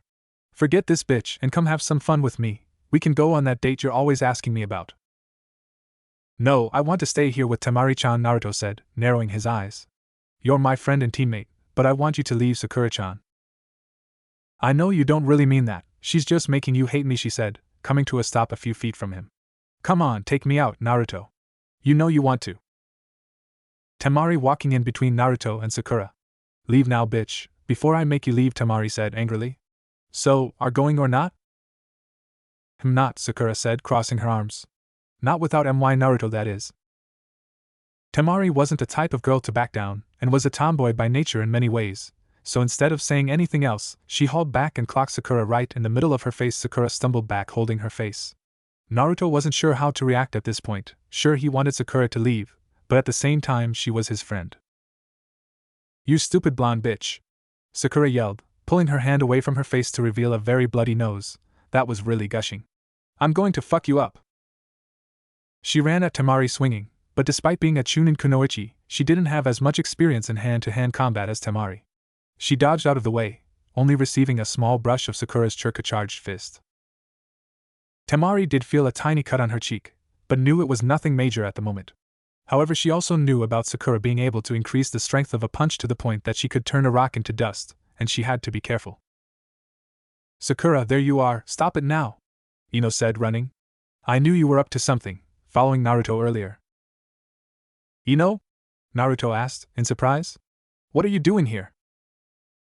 Yeah, sorry about interrupting your date, Naruto, Temari, but I was following Sakura here, to stop her from doing something stupid, Ino said, out of breath from running. Are you going to stop this and come with me, Sakura? Get out of here, Ino pig, I'm busy kicking this blonde bitch's ass, Sakura said, holding her bleeding nose again. Looks like she's the one kicking your ass, but nevertheless you need to come back with me, Ino said, slowly wailing over to her. You should know I let Lady Tsunade know about you, and she said she would send over some Anbu to drag you back to her office. I convinced her let me try and stop you first, if you were up to something, but you only get one shot, Sakura. Damn it, Ino, you bitch. I'm not going anywhere right now, Sakura said, growling. Get out of my way before I kick your ass too. Fine, I tried, she's all yours, Anbu, Ino said, stepping aside. 3 Anbu appeared beside Sakura and grabbed her arms. The Hokage wants to talk to you, Miss Harino, the one in the hawk-shaped mask said. Make this easy on yourself, girly, the one in the snake-shaped mask said. Fine, do it. The 3rd Anbu knocked Sakura out and disappeared with Sakura, and the hawk mask-wearing Anbu, while leaving the snake mask-wearing Anbu there. Sorry about the commotion, Geki, all good now? She asked, putting a hand on her hip. Yeah, it's fine now, Anko, thanks, Naruto said, stepping forward. Good timing too. We aim to please, brat, she said, grinning under her mask. Well, sorry about your date, at least it was interesting, right? Yeah, sure it was, Anko, keep up the jokes, and you're not invited to the wedding, Naruto said sarcastically. Like you catch me in a dress anyway, she said, taking off her mask. I might crash the party still, but it won't be in a dress. Isn't taking off your mask on duty against rules? Naruto asked, raising an eyebrow. Not that I'm an expert or anything. Yeah, but tough shit, I'm a captain of a Anbu squad, so I only answer to the Hokage. She don't like she can kiss my fishnet-clad ass, Anko said, grinning. Anyways, I gotta go, give my report and whatnot. See ya later, brat. She ruffled up his hair as best she could for spiky hair, and put her mask back on, before disappearing in a swirl of leaves. Yeah, I'll be going too, bye you guys, have a good night, or at least try to, Ino said, before she ran off into the night. Sorry our date turned out so bad, Temari-chan, Naruto said, looking over at her. Maybe our next one will turn out better.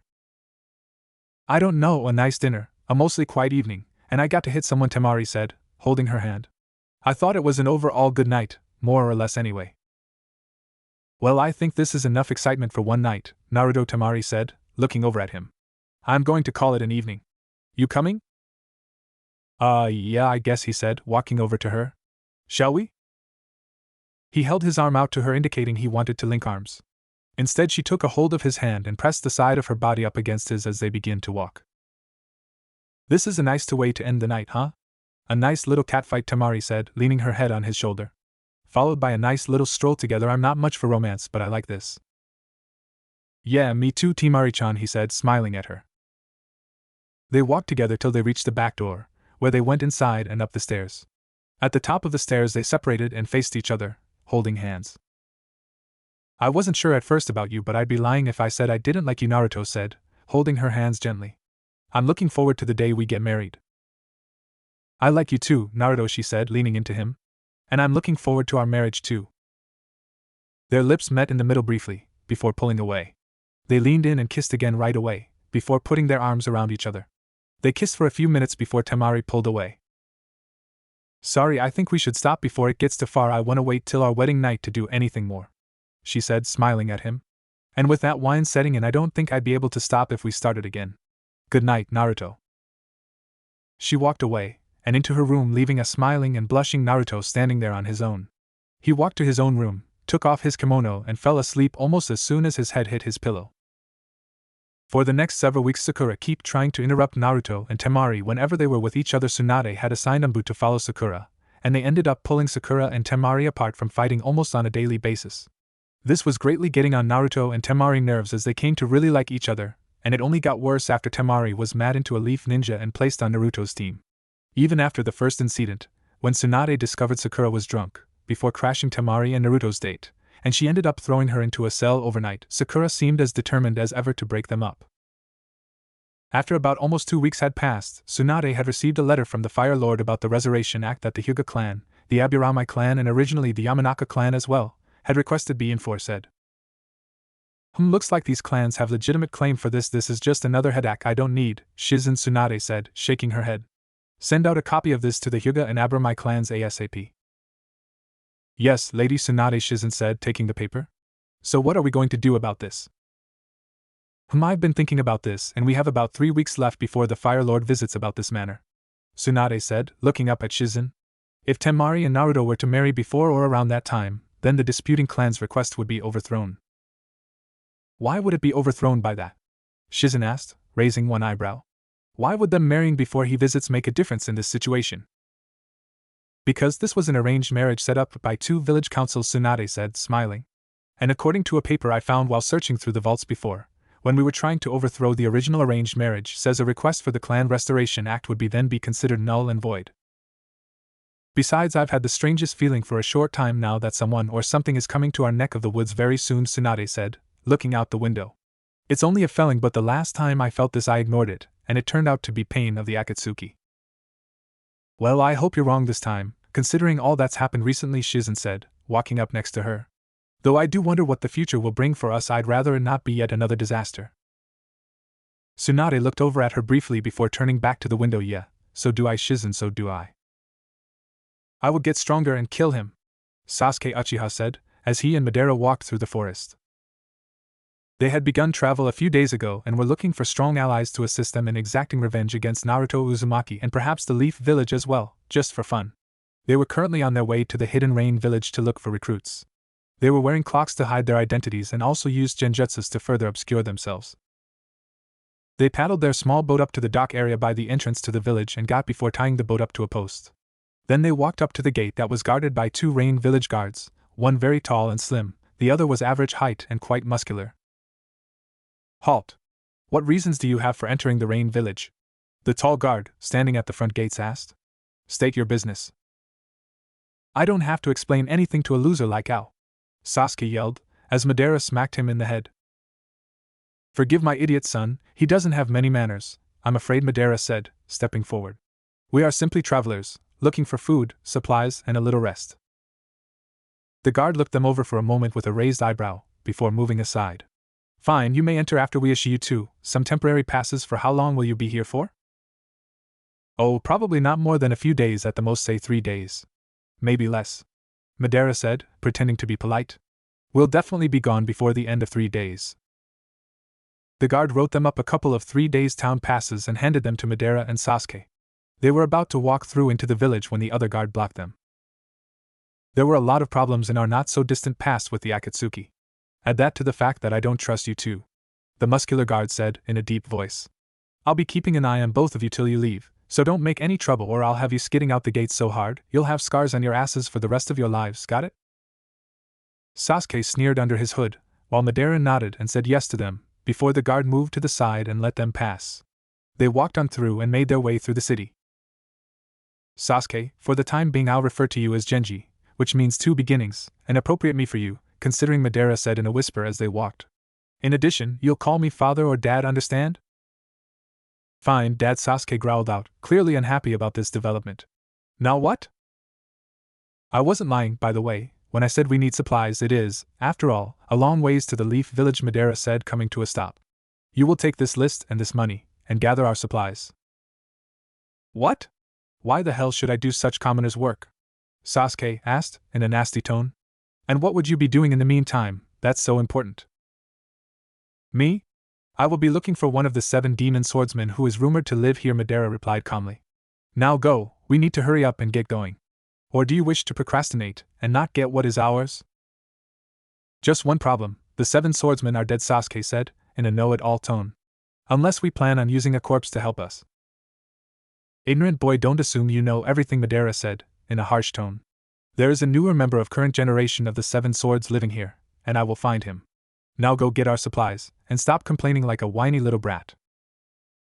Sasuke growled at him again, but stomped off to find some cheap merchants in town, without saying anything. Madara watched him leave before walking off to search for the clues about the location of the swordsman.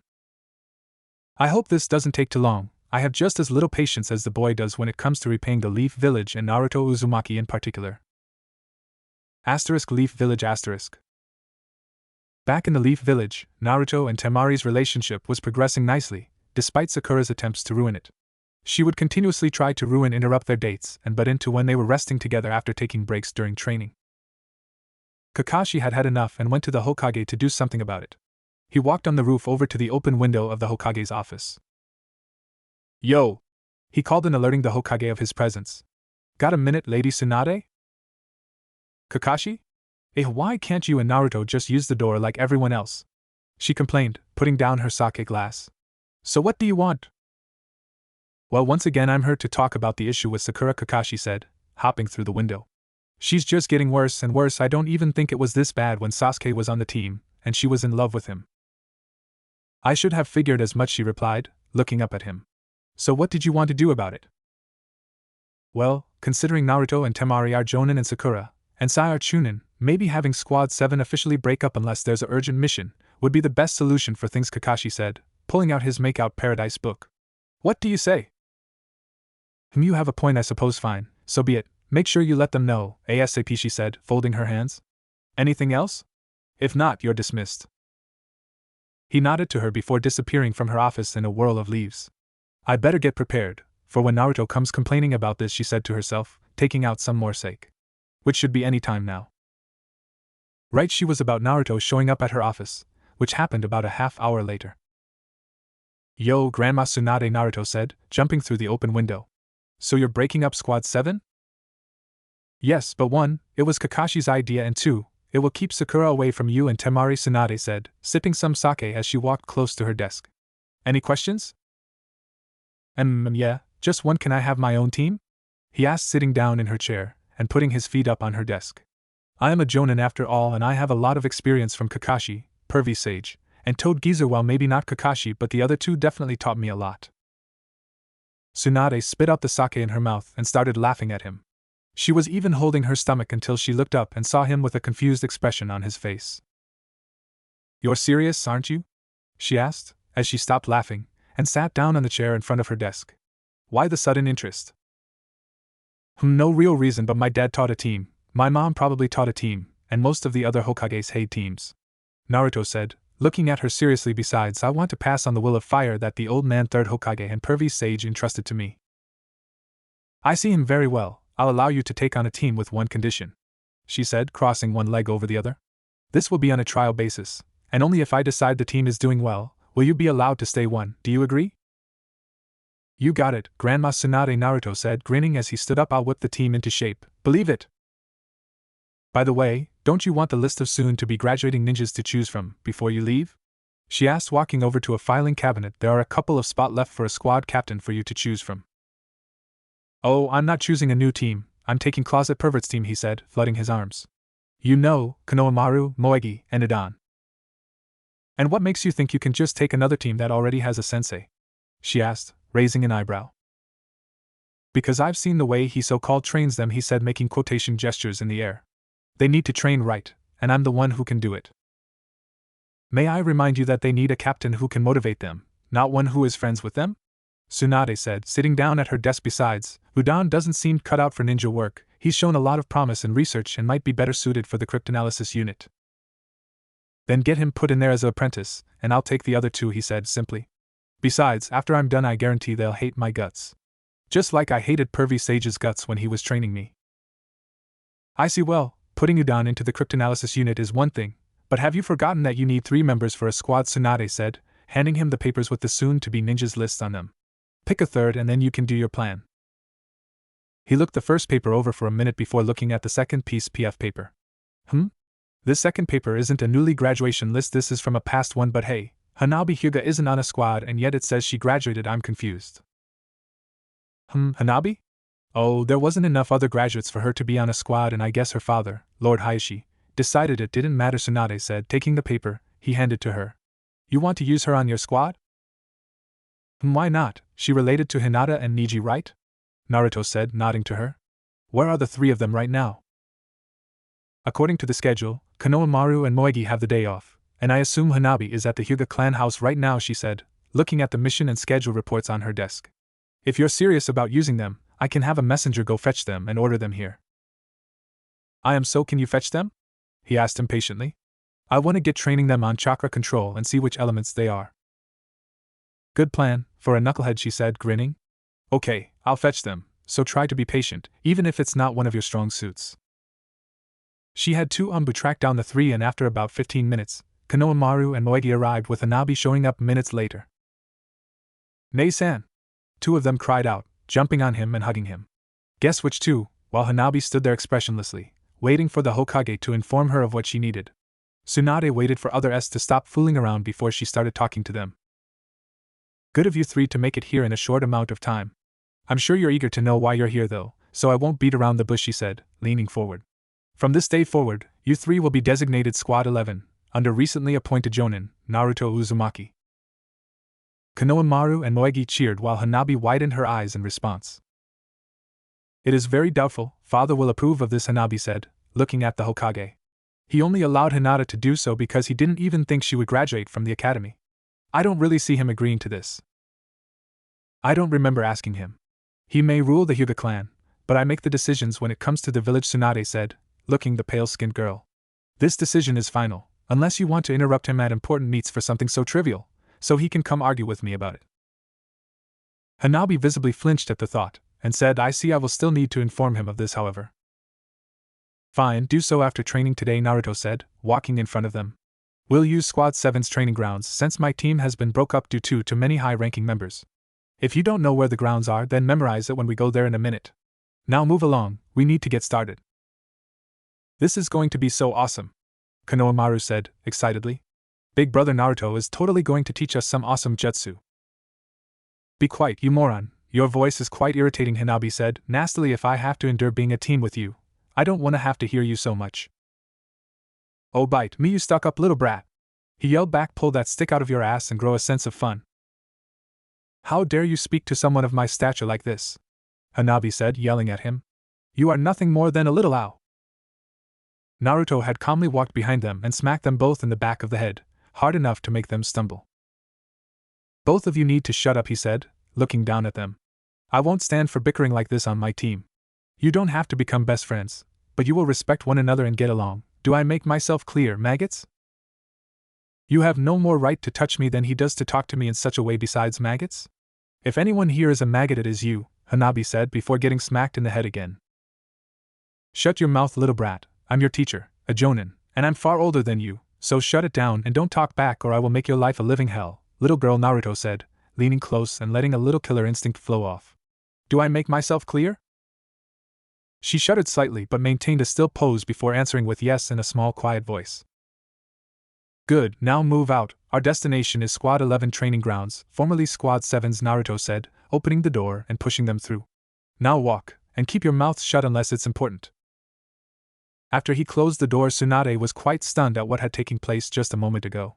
Was that really the same cocky knucklehead that used to whine about getting better missions? She said out loud to herself. I think I need to see his unique training methods in action. She leapt out the window and made her way to the training grounds to watch her grandson and his squad in action. She soon arrived and was pleased to see we're just walking into the area. Okay, you three, have a seat, he said, standing in front of them.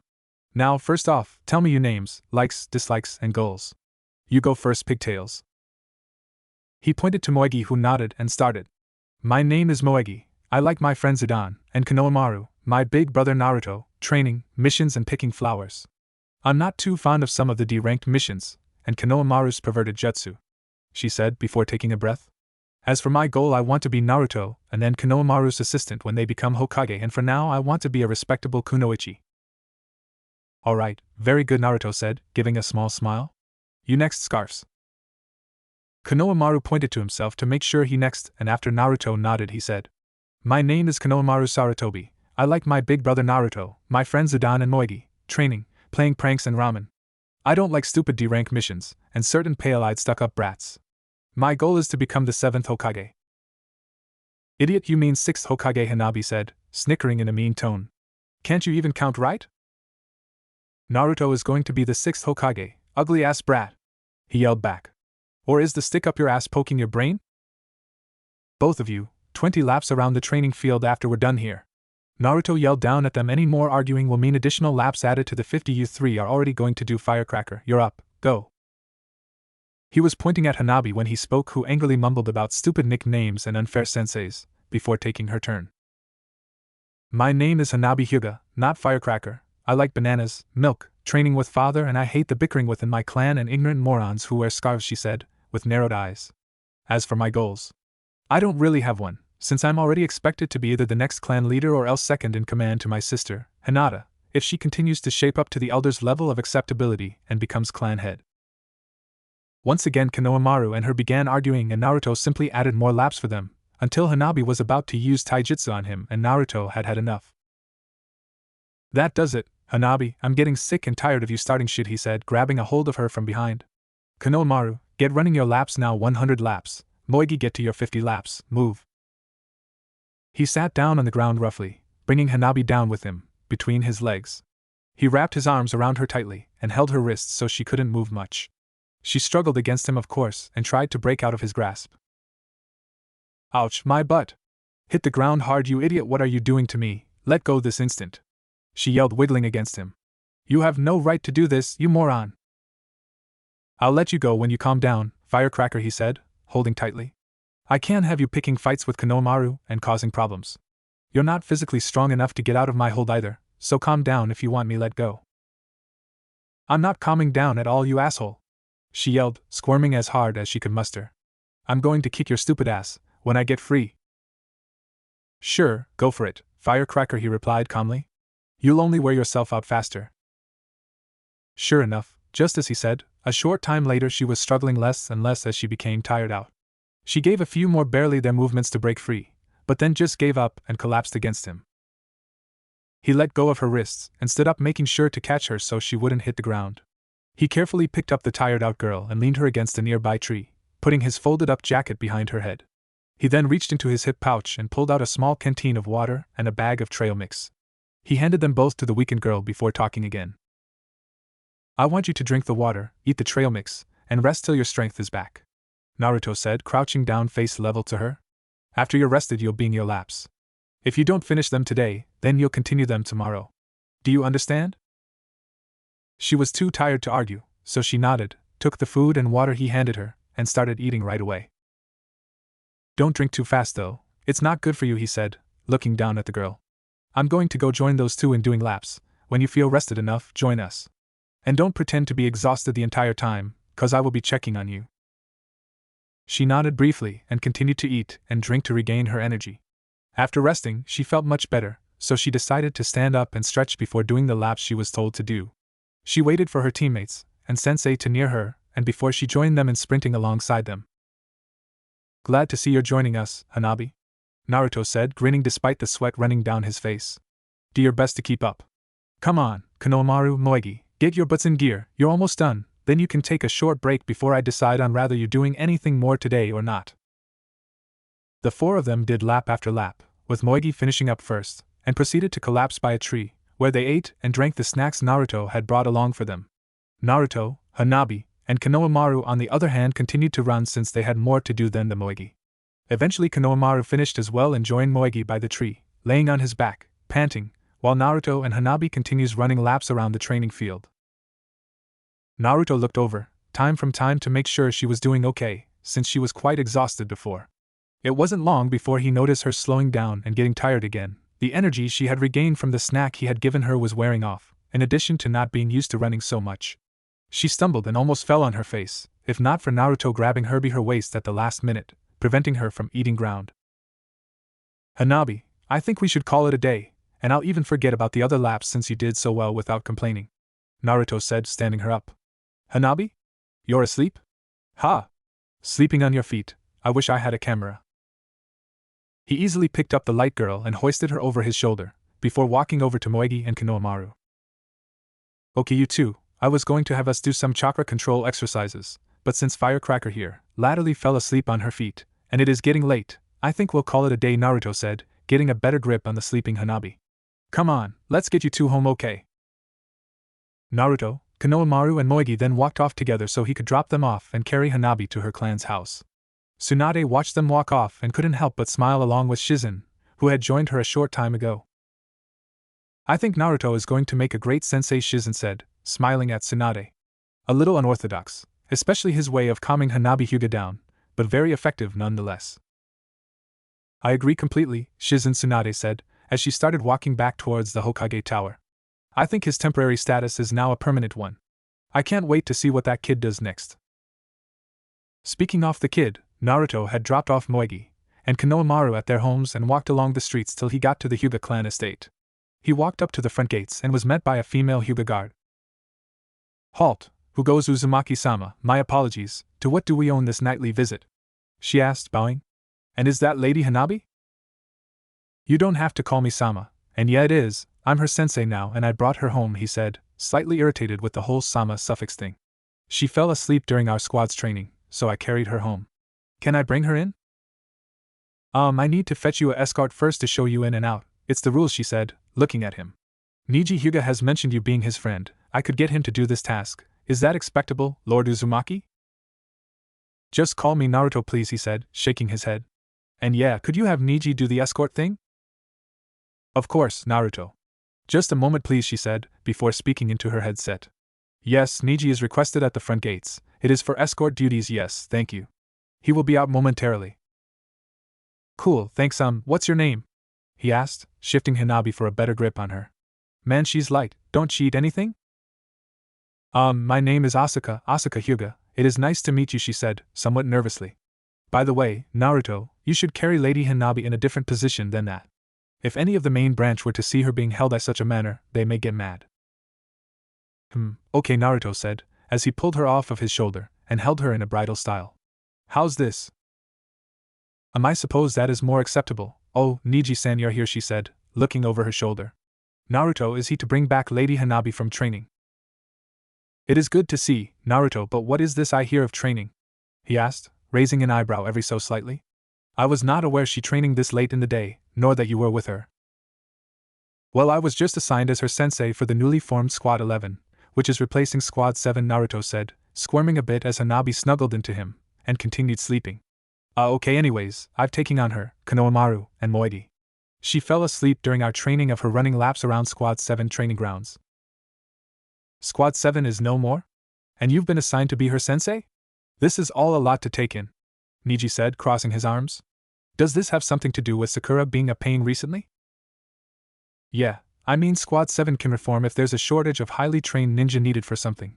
But yeah, she was driving me and Temari nuts. This way, it will stop her from interrupting us so much. Naruto replied to him. I also wanted to have my own squad and Grandma Tsunade agreed, then I noticed Hanabi didn't have a squad and I needed a third member, so I picked her. Interesting. I'm surprised Lord Hayashi agreed to let Lady Hanabi join a ninja squad, Niji said, holding his chin. Nonetheless, we should bring her inside. Follow me, Naruto. Sure, but I didn't ask Hayashi, nor did Grandma Tsunade. I decided I wanted her, simple as that, he said, walking forward. Oh, and I'll see you around, Asuka. I hope we can be friends. Asuka blushed and nodded in response to him but remained silent. Wait, you didn't get permission? Niji asked, as he came to a stop. If not, then I doubt he will allow this, especially since you started training her before you asked him, though I do suppose you doing this is simply the unique Naruto Uzumaki way you follow, isn't it? Something like that, Naruto said, grinning. Well, aren't you going to lead me to her room? I mean, she really light and all, but I do want to get home at some point. Oh yes, of course, this way, my friend, Niji said, as he resumed walking inside and down the hall. It's not far to her room anyways. So, you a sensei, how's life treating you as a sensei so far? Niji asked, grinning. It is everything you thought it would be? Ha ha ha, you're a riot, Niji. I've been at for one day today, so I can't really say how it's been, Naruto said, thinking carefully. But I don't know one thing though, this little firecracker is one enormous pain in the ass. I really felt like punting her across the training field today, and she's lucky I didn't. Niji could help but laugh lightly at this prospect.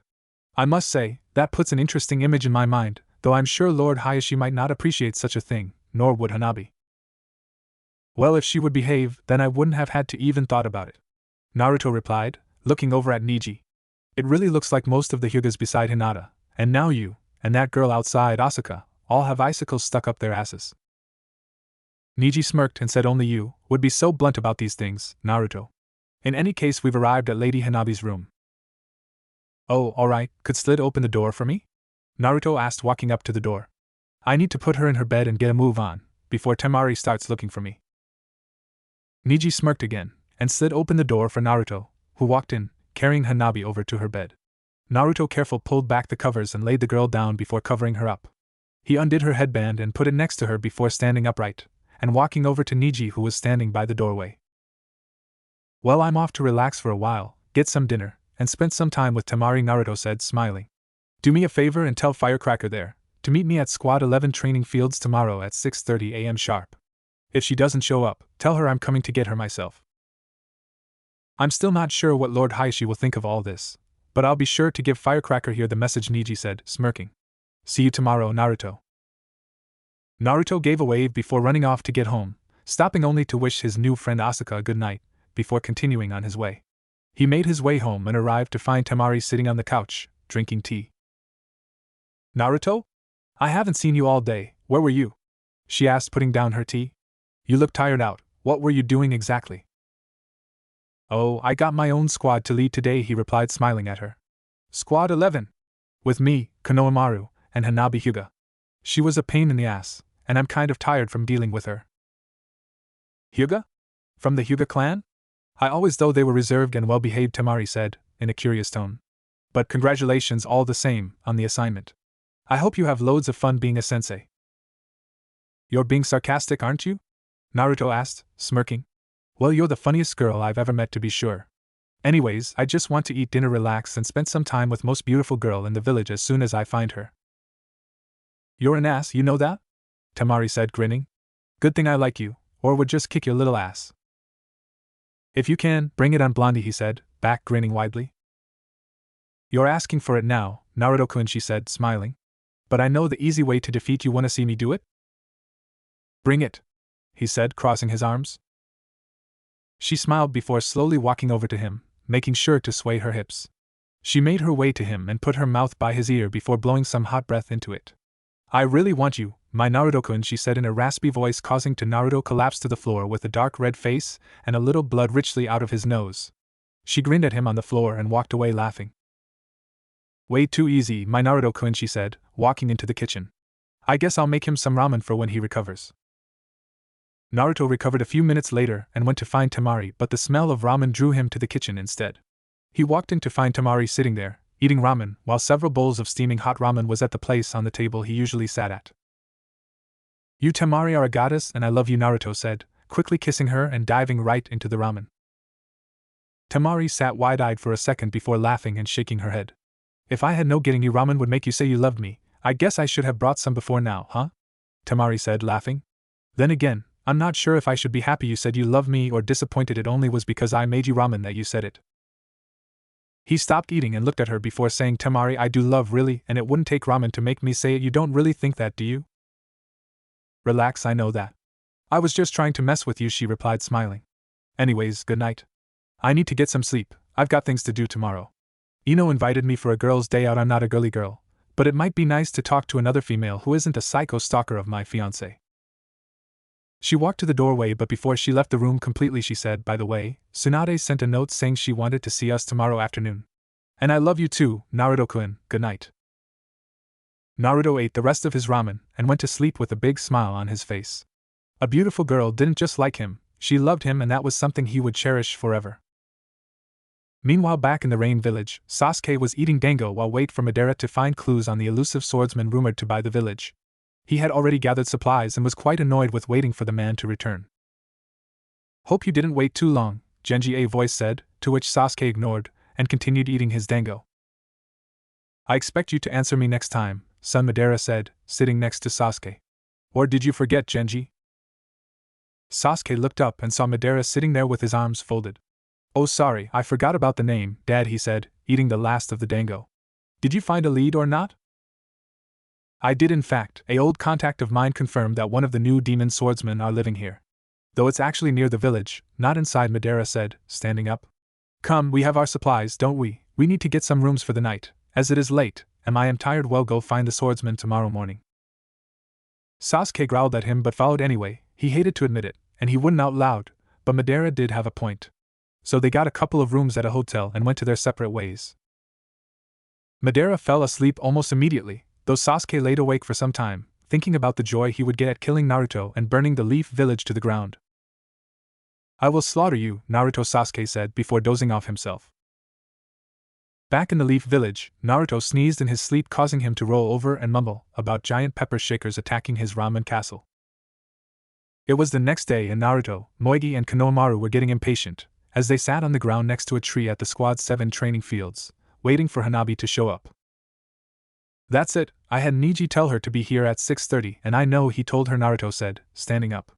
I'm going to drag her little ass here. But what about us, Naruto-sensei? Moegi asked, looking up at him. Should we train or wait? Naruto thought for a second before answering her. Probably best to give them something to do. Yeah, they can train. Yeah, you two can do laps till I return with Hanabi, he finally said, looking at both of them. I'll try to get back quickly. If for some reason I'm not back in like 20 minutes, then do some light sparring. No weapons, jutsus, just hand to hand, okay? They both gave Naruto a nod and went right to running laps, while Naruto himself ran off towards the Hyuga estate. After jumping through the trees and then rooftops for a few minutes, he arrived at the front gates of the Hyuga clan house. He walked through the gates and saw the Hyuga guard from the day before on duty. Hey there, Asuka, how's it going? He said, grinning as he walked up to her. Naruto-sama, I mean Naruto, hello, what brings you back to the Hyuga estate? She asked, walking over to him.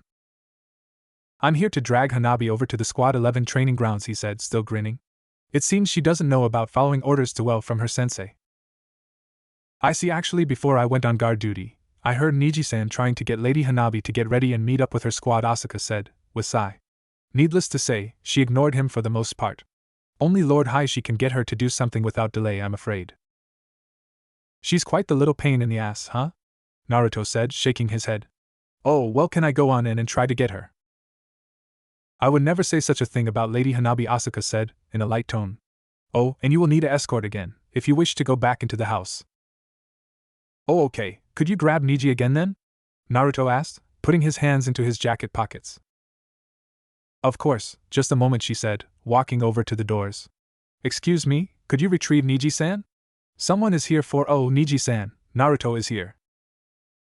Hello, Naruto, Neji said, nodding his head, as he walked into view. I take it you're here for Lady Hanabi. Congratulations, you win the prize, Naruto said, folding his arms. Can you take to the little ankle biter? Neji grinned but only said to follow him inside and he would take Naruto to Hanabi's room. They walked in silence through several short hallways until they came to a stop outside Hanabi's door. Naruto walked up to Hanabi's door and immediately started knocking on the door. Hanabi, it's your sensei, Naruto, he yelled out, still knocking. Get your little ass in gear, you kept the rest of your squad waiting long enough as it is. Huh? Naruto? Well, it's too bad cause I don't have to listen to you, you commoner, Hanabi yelled from the other side of the door. You're just wasting your time being here, so go crawl back into the hole you came out of. That's it, Naruto said, sliding the door open hard and walking in, leaving a somewhat nervous Neji outside. Ah! What are you doing? Get out of my room! Hanabi yelled, keeping her blanket wrapped up around herself. I gave you no permission to enter. Tough, you need to get dressed now, firecracker, Naruto said, wailing over to her bed. I'm your sensei and I said be at the training grounds at 6:30, it's now almost 7 o'clock, so get dressed, now. What is that yelling from down there? A male voice asked from down the hallway. Lord Hiashi? Neji said, startled. My apologies, Uncle, Hanabi's sensei is here trying to get her to get ready and join her squad, but she is refusing to. Hanabi! Hiashi yelled out, still standing at the end of the hall. I may not have approved of you being on a squad, but I have more important things to deal with, so for now you will obey your sensei and get yourself moving to join your squad. Do I make myself clear, young lady? Why, yes, father, I understand, Hanabi said, wide-eyed, still sitting on her bed. Good, do not make a repeat habit of questioning orders from your superiors. Hi, she said, before walking around the corner and out of sight. Okay then, get ready. I said I would back quickly, Naruto said, tapping his foot impatiently. Fine, but you need to leave my room first, Hanabi stated, holding the blankets tightly. Oh no you don't, the minute I leave you'll just try to go back to sleep, Naruto said, raising an eyebrow. Let's go. Are you insane? I cannot take down these blankets and get ready until you leave, she said angrily. And why not? He asked, confused. Am I missing something? You really are an idiot. I'm only wearing I'm only in my underclothing right now, she said in an angry tone, while blushing. As if you have anything anyone wants to see at your age, he mumbled under his breath before walking to the door. Just make sure you hurry it up, I know girls take forever to get dressed and all. Fine, and I heard that rude comment, you know, she yelled as he closed the door right before the pillow she chucked hit the door. By the way, he yelled through the door, if you're not ready in 10 minutes, then I'm dragging you by your ankles all the way to the Squad 11 training grounds, no matter how much or how little clothing you have on, so unless you want rug burn on your ass, I suggest you get moving. Pervert! Hanabi yelled before she began getting dressed. About 10 minutes later, and scowling, Hanabi opened her door and walked out, dressed in her ninja apparel. About time I really was going to have to drag you there, Naruto said, grinning. Come on, let's move. He ushered forward, and they walked out the door, passing by the guard Asuka. Have a good day, Lady Hanabi, Naruto, she said, smiling at Naruto. Thanks, you too, Asuka, Naruto replied, waving to her. They walked out of the gates, and Naruto crouched down, holding his hands behind him. Someone hop on, you took like 10 minutes to get ready, and it took me about 5 minutes to get to your house, so we're going to do piggyback so I can get us there faster, he said, looking over his shoulder at her. Well? But that is such a thing is embarrassing, Hanabi said, blushing. Everyone will think I am a kid. That's because you are a kid. Besides, just ignore them. They're idiots if they stop to comment on things as common as piggyback riding, Naruto replied back to her. Now come on, and make sure you hold on tight, I'll be moving fast and I don't want you falling off and getting hurt. But how fast will you be? She screamed as he bounced from rooftop to rooftop at blazing speeds, before jumping into the forest and heading towards the training fields. They finally arrived exactly 4 minutes later and landed in a crouch in front of Moegi and Konohamaru, startling them both. See, that didn't take long at all, right, Firecracker? Naruto said, grinning as he stood up. Hanabi, you okay back there? She doesn't look so good, boss, Konohamaru said, with a sweat drop. Huh? Naruto said, looking over his shoulder. What do you mean? Indeed, Hanabi did not look well at all. Her eyes were bugging out of her head, her teeth were gritted tightly together, her hair was sticking out in every direction, and she was holding on to Naruto still like she was a vice grip. Hey, are you okay, Hanabi? Naruto asked, concerned as he crouched down to let her off. I don't think I'll be doing that ever again. Do you remember how to speak, Hanabi? Never again ever, Naruto, she said, narrowing her eyes. Is there ground beneath me yet? Yeah, you're fine, Hanabi, Naruto said, letting the girl off his back. Okay then, today we're going to work on a few things. First off, do any of you three know your elemental chakra affinities? Naruto asked, looking at the three. As he waited for any response, I take this silence as a no.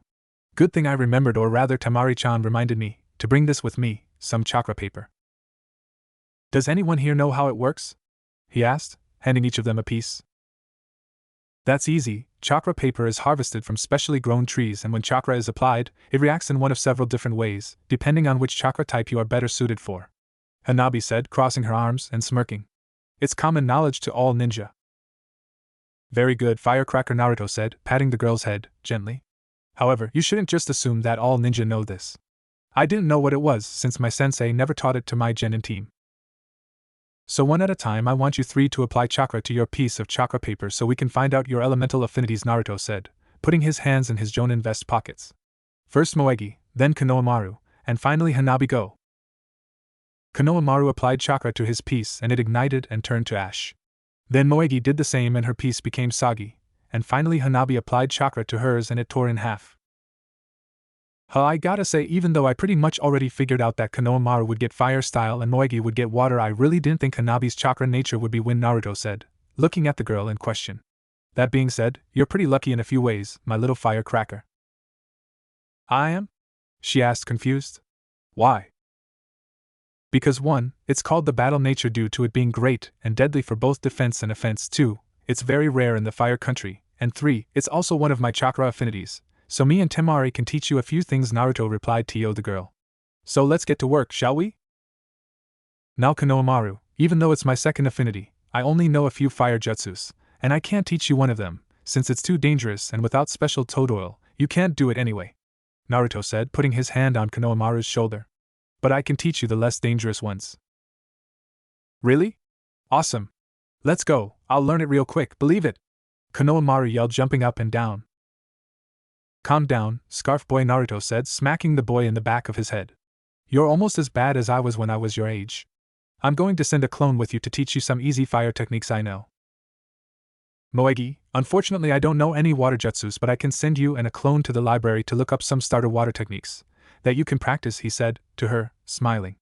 I'll also be sending clone to find Kakashi-sensei to bug him till he agrees to teach you some water jutsu tricks. Well, what about me? Hanabi asked, putting her hands on her hips. Are you going to teach me some wind jutsus? Nope, he said simply, grinning at her. What do you mean, no? She said, raising her voice. Am I not good enough to teach? It is because of this morning? Not at all, but I need to teach you how to wield wind chakra, before you can use it, Naruto replied to her. I'll showing you an exercise on this, while my clone teaches Konohamaru about fire chakra. Kakashi-sensei will hopefully teach Moegi about water. I could be persuaded to, Naruto said, Kakashi jumping down from a tree. Kakashi-sensei! Naruto exclaimed loudly. What are you doing here? Oh, I was just in the neighborhood, and felt your massive chakra signature nearby, Kakashi said, putting his make-out tactics away in his pouch. I thought I'd stop by and see how life as a sensei was treating you. Well, good to see ya, sensei. And it's going pretty good, for the most part, just a few small snags, Naruto said, glancing at Hanabi. So will you help out Moegi? Okay, Kakashi said, giving his famous eye smile. If you do me a favor in return. What kind of favor? Naruto asked cautiously. Is it anything hard? Not at all, though, to be honest I'm not sure about what I want you to do, Kakashi said, standing in a thinking pose. How about, we just say you owe me one? Owe you one what? Naruto asked Kakashi, confused somewhat. What I mean is, you'll owe a favor of some sorts, at some time in the future. Deal? Kakashi replied, looking down at Moegi, after Naruto nodded a yes. So, are you ready to learn about water jutsus, Moegi? Sure, can I go sensei? Moegi asked, eagerly. Sure, go for it, Moegi-chan, Naruto said, nodding. Do your best, okay? I'll do great, believe it, sensei, Moegi said, smiling before running off, with Kakashi slowly following behind her. Naruto smiled back, before turning to look at Hanabi. Okay. Grab 2 leaves for me off of a tree for me, if you would, he asked, folding his arms. Any 2 leaves will do. Hanabi mumbled before plucking 2 leaves off of a nearby tree and walking back over to him. He took one and let her hold on to the other, which had her staring at it, curiously. Okay, now what, smart guy? Hanabi asked, folding her arms, impatiently. What am I supposed to do with this leaf? Keep your shirt on, sheesh. Hold it in your hand, and watch me, he said, shaking his head. Pay attention to what I do, and you may want to activate your Byakugan while you watch. She quickly activated her Byakugan and watched as chakra flowed up Naruto's arm and into his hand before it split the leaf in 2. Naruto then looked over at her and grinned wildly. Pretty cool, huh, firecracker? Naruto asked, looking at her. All you did was split a leaf in 2, moron, she said, sneering at him. True, but I did it using my wind chakra, he said proudly. If you can learn to cut a lead in half, then you're one step closer to using your own wind chakra, my little firecracker. Huh? How do you do that? Hanabi asked, looking at her leaf. What's the difference between using wind and regular chakra? Why can only wind chakra cut through a leaf? Well, try to channel chakra into the leaf and see what happens, he said, grinning. Go on, try if you want. I bet since I'm a Hyuga with superior chakra control, I can do it, she said, grinning back. Just step back and witness the superior power of the Hyuga clan. Hanabi tried pumping her chakra into it the same way she did for the chakra paper a few minutes prior. But after a few minutes, she was grinding her teeth in frustration over nothing happening, and gave up. It is impossible, you must have cheated somehow, she said, crossing her arms angrily. So much for the superior power of the Hyuga clan, huh, firecracker? Naruto asked, smirking slightly. You have to keep trying to focus and sharpen your chakra in order to cut through the leaf. But I just tried and I failed. I am a Hyuga and I must obtain perfection in all I do, just like I was forced to learn from Father, Hanabi said, growling in a frustrated manner. If I cannot do it, then what is the point? Shouldn't I focus on another way of learning to use wind chakra? There's no need to get too frustrated, Hanabi Naruto said, crouching down and putting his hands on her shoulders. I was also really frustrated when I was first taught this, but if I had given up so easily, then I never would have learned to use my wind chakra or save Kakashi-sensei, Ino, Choji and Captain Yamato from that really tough Akatsuki guy I fought and beat. Just believe in yourself, you can do it, he said, standing up. I believe in you, and I know you can do it if you try. So get to it, and don't worry, I'll be here to help you along the way. Huh? Hanabi stated, looking at him strangely. He wants to help me? Why? Father always said if you're too weak to do it on your own, then you should just give up altogether, but Naruto, I suppose if I don't try, you'll never let me hear the end of, huh? Fine, I'll keep trying, Sensei, Hanabi said, blushing a bit. What was that? Did you call me Sensei? Naruto asked, surprised. Jay, just let me try the leaf thing in peace and quiet, moron, she replied, turning her head away from him. Okay, I'll be practicing a few wind techniques that Temari's teaching me while you do, he said, chuckling as he walked a few feet away. If you need help, just give a shout, okay, firecracker? Yeah, alright, she absently said, as she tried to concentrate on cutting into the leaf with her chakra. Hanabi tried to concentrate on her task at hand, but became more and more frustrated at making so little progress after an hour. She not even put a single cut into the leaf and was angry and ashamed at such abysmal progress. Damn it! She yelled out in anger, stomping off to the edge of the pond in the training area, where she flopped down to the ground and folded her arms. I'm a Hyuga, I am supposed to be perfect, and yet I cannot get such a simple thing right. Why? Because you're trying for perfection and only stressing yourself out over it, Naruto said, walking up and flopping onto the ground next to her. I can get just as frustrated as anyone when I'm trying to learn something new, but messing up, but getting stressed over it is pointless and unhealthy. Why are you getting stressed over learning to use wind chakra anyway? He asked, looking at the water. When I was little and got stressed or angry or whatever, I used to talk to the old man Hokage, and it usually made me feel better. Maybe if you talk to me, you'll feel better. It's nothing, I'm just not making any progress on using wind chakra, Hanabi replied, looking forward. Perhaps, I should just give up on it. I will only end up embarrassing both myself and you. That's bullshit. So what, you haven't made any progress after an hour? Big deal. You just need to practice a bit more, that's all, Naruto said, looking over at Hanabi. And I really don't see how you're an embarrassment to anyone. I'm not ashamed of you. I mean, I made about the same amount of progress my first time learning the leaf exercise. Just try again, and go for a small cut instead of cutting the entire leaf in half. I believe in you, so don't worry so much it'll give you wrinkles. Or at least that's what I've heard anyway. Are you sure? Hanabi asked, looking up at Naruto as he stood up. What if I don't do any better? Then I'll find a way to help you, till you can do it, he replied, walking away. I'm your sensei and friend, and it's my job to make you, Konohamaru, and Moegi into great ninjas, so I'll do whatever it takes to help you three. Just take a few deep breaths, relax, and then go try again.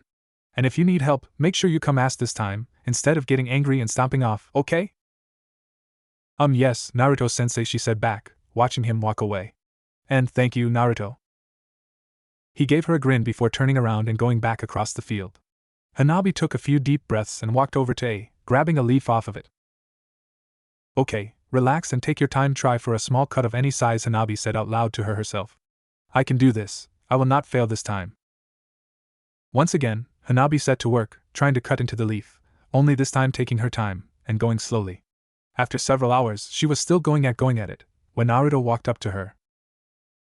Hey, you made a few cuts, Naruto said out loud, making her jump. Sensei. Yes, I did make a few cuts, but only in few small ones, Hanabi said, looking at the leaf. I didn't do very well, after several more hours, did I? Are you kidding me? You did great, Hanabi-chan, Naruto said, grinning. I'm really proud of you. Make sure to keep up the good work, alright. You're proud of me? Hanabi asked, in disbelief. I know you said you wouldn't be upset if I didn't do well, but you're happy that I made this small amount of progress? Sure, why wouldn't I be? He asked, as he ruffled her hair playfully. Why don't you take a break? I'm going to go check on Konohamaru and Moegi. I'll be back in a minute, okay? Hanabi couldn't help but smile, and blush as Naruto ran off to her teammates. Father never praises me for doing anything right, but sensei, maybe Naruto's not so bad after all. I will make you even more proud, Naruto, I promise. A few minutes later, Naruto returned with Konohamaru, Moegi, and Kakashi following behind him. So how did you two do? Hanabi asked, looking at her teammates. I made some water flow a little bit, but I couldn't do it very long, Moegi replied, skiffing her ninja sandal. But I'm sure I'll do better, if I keep practicing. That's right, you will. Well done, Moegi-chan, Naruto said, patting the grill on the head. Keep up the good work. I can already do the burning ash jutsu more or less, but I did just okay with a basic fire jutsu, Konohamaru said, rubbing the back of his head, sheepishly, like Naruto would. Yeah, and I wish you would have told me beforehand that you already knew a fire jutsu, Naruto said back to him. Even if you didn't know your element, if you had told me you learned a fire technique already, I would have been able to help you better. Next time, let me know sooner, okay, Konohamaru? Sorry boss, I mean sensei, Konohamaru replied, to him. So what's next? Well, I assume all of you know how to walk on trees using chakra, right? Naruto asked, looking around. Yup. Sure thing. Yes, I was taught that some time ago. Good, how about water walking? He then asked, not getting a response this time. Okay, we'll learn water walking. Over to the water, you three. You have fun, Naruto. I might swing by tomorrow to help Moegi again, if you want, Kakashi said, looking over at Naruto. Okay, thanks sensei, see ya tomorrow, Naruto answered, waving to him. Let's move, you three. Once at the water, Naruto turned around and looked at his three students. Now some would say that if you can learn to walk on trees using chakra, then water walking is a cakewalk, he said, walking back and forth in front of them, but that's bullshit. Water walking is harder, and different than tree walking. Way harder. When you tree walk, you use your chakra at constant to walk on water, you need to constantly adjust it on the go, he said, coming to a stop. I want you three to come get into the water, and stand there in it with me. Let's go. Naruto rolled up his pant legs and walked over into the water, standing there. Come on, you three, let's move. And if you don't want to get your shoes wet, take them off. The three of his students took of their ninja sandals and walked into the water, to join him. Good, now we'll walk into the part that's like a 4 deep or so, he said, walking through the water. Let's move, brats. Konohamaru and Moegi followed him and stood next to him. Hanabi just stood there, not following. Naruto looked over at her, sighed, knowing that another fight might start. There is no way I'm getting my pants wet in the water, she said, crossing her arms. Just because Konohamaru doesn't mind getting his pants wet, and Moegi is wearing a skirt, doesn't mean I am. If you don't want to get your pants wet, then you got one of two choices, Naruto said, putting a hand on his waist. Either roll up your pant legs like I did, or take your pants off. Either way, get your ass over here, Hanabi. She immediately rolled up her pant legs, not wanting to do the alternative, and walked over to the others. I'm here, can we get started already, she said, folding her arms. What do we do first?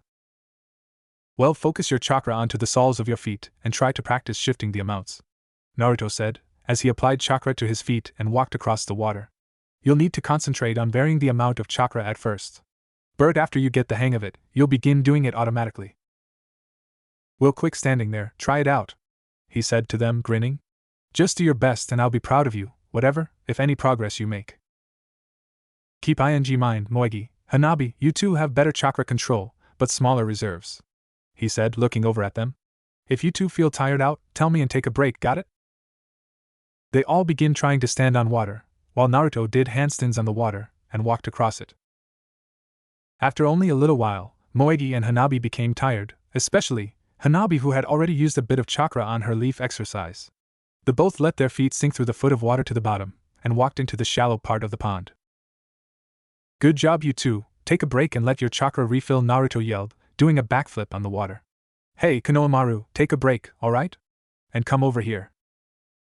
Alright, you three, we're going to go get some ramen to eat and do a mission afterwards, he said, grinning. Last one to Ichiraku's is a weirdo. Naruto ran off laughing, with Konohamaru giving chase.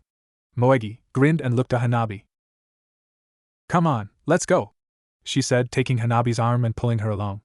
We don't want to be called weirdos, right? After Hanabi and Moegi arrived, finding Naruto and Konohamaru already scarfing down ramen, Hanabi smiled a bit at her teammates and sensei, thinking to herself that maybe being on Squad 11 would a good experience after all. She sat down to join them, and after lunch the four of them walked off to the Hokage's tower to get their first mission as Squad 11. They ended up with a mission to unload supplies for Tenten's family's weapon shop and took nearly an hour get everything unloaded. Naruto decided they could have the rest of the day off to practice, or whatever else they wanted to do. Konohamaru ran off to do some training, while Moegi decided to spend some time with her mom before doing some training as well. Hanabi said she needed to get home, and once again Naruto walked her home, since it was on the way to his own, and as a Hyuga, she needed an escort. After arriving in front of the Higwa clan estate, Naruto crouched down in front of Hanabi. Look! You did great today, no matter what your father may say to you otherwise. You should be proud of your accomplishments with the wind chakra training and water walking, just like I'm proud of you, Naruto said to her, smiling. By the way, Moegi and Konohamaru already know this, but if you need anything, like someone to talk to, or just to listen to you can come and look me up at my house, anytime, day or night, got it? Hanabi blushed and nodded, unused to someone being so nice, especially after giving him such a hard time. She watched him get the attention of the on-duty guard, telling him Hanabi was back, and then give her a wave goodbye. Thank you, sensei, she said, smiling, before she walked inside the gates and entered the house. My team may be strange, but I like them. I hope father lets me stay on the team, she though, as she walked to her room to take a bath and rest for a bit before resuming her training. It was the next day and Naruto stumbled out of bed, yawning as he got dressed and walked down the stairs to see Temari sitting and drinking juice. She saw him and greeted him with a kiss on the lips that had him blush deeply. Really? Blushing? This isn't the first time we've kissed, Temari said, grinning. But I'll forgive you since you're cute. Thanks, you're cute too, I mean pretty, Naruto said, smiling. So what's today's plans? Since it's the weekend, I want you to myself, Temari said, grinning. We've been busy these past few days, and I want to spend time with my adorable fiancé. What's a fiancé? Naruto asked, confused about the term. Is that me? So cute and clueless, it means you're my soon-to-be husband, Temari replied, putting her glass in the sink. Now what shall we do today? Naruto put his hand on his chin and thought for a moment before saying him ramen. Temari calmly smacked him in the back of his head as she sat down next to him. Please try to be serious, Naruto, Temari said, laying her head on his shoulder. Should we go on a date, or a picnic or something like that? She asked, closing her eyes. And of course some training afterwards. How about we do the picnic thing? Naruto said, looking at her. That could be fun. Alright, you can make us a picnic lunch, and we'll train afterwards, Temari said, lifting her head off his shoulder. But what should we do till then? I'm not sure about was all Naruto could say before Temari grabbed his head and pulled him forward, locking lips with him. Temari grinned as she pulled away. I think we can have some fun before our picnic, huh? I think I like your idea of fun, Naruto said, grinning as he kissed her back. I'm still not too good with girls, but I'll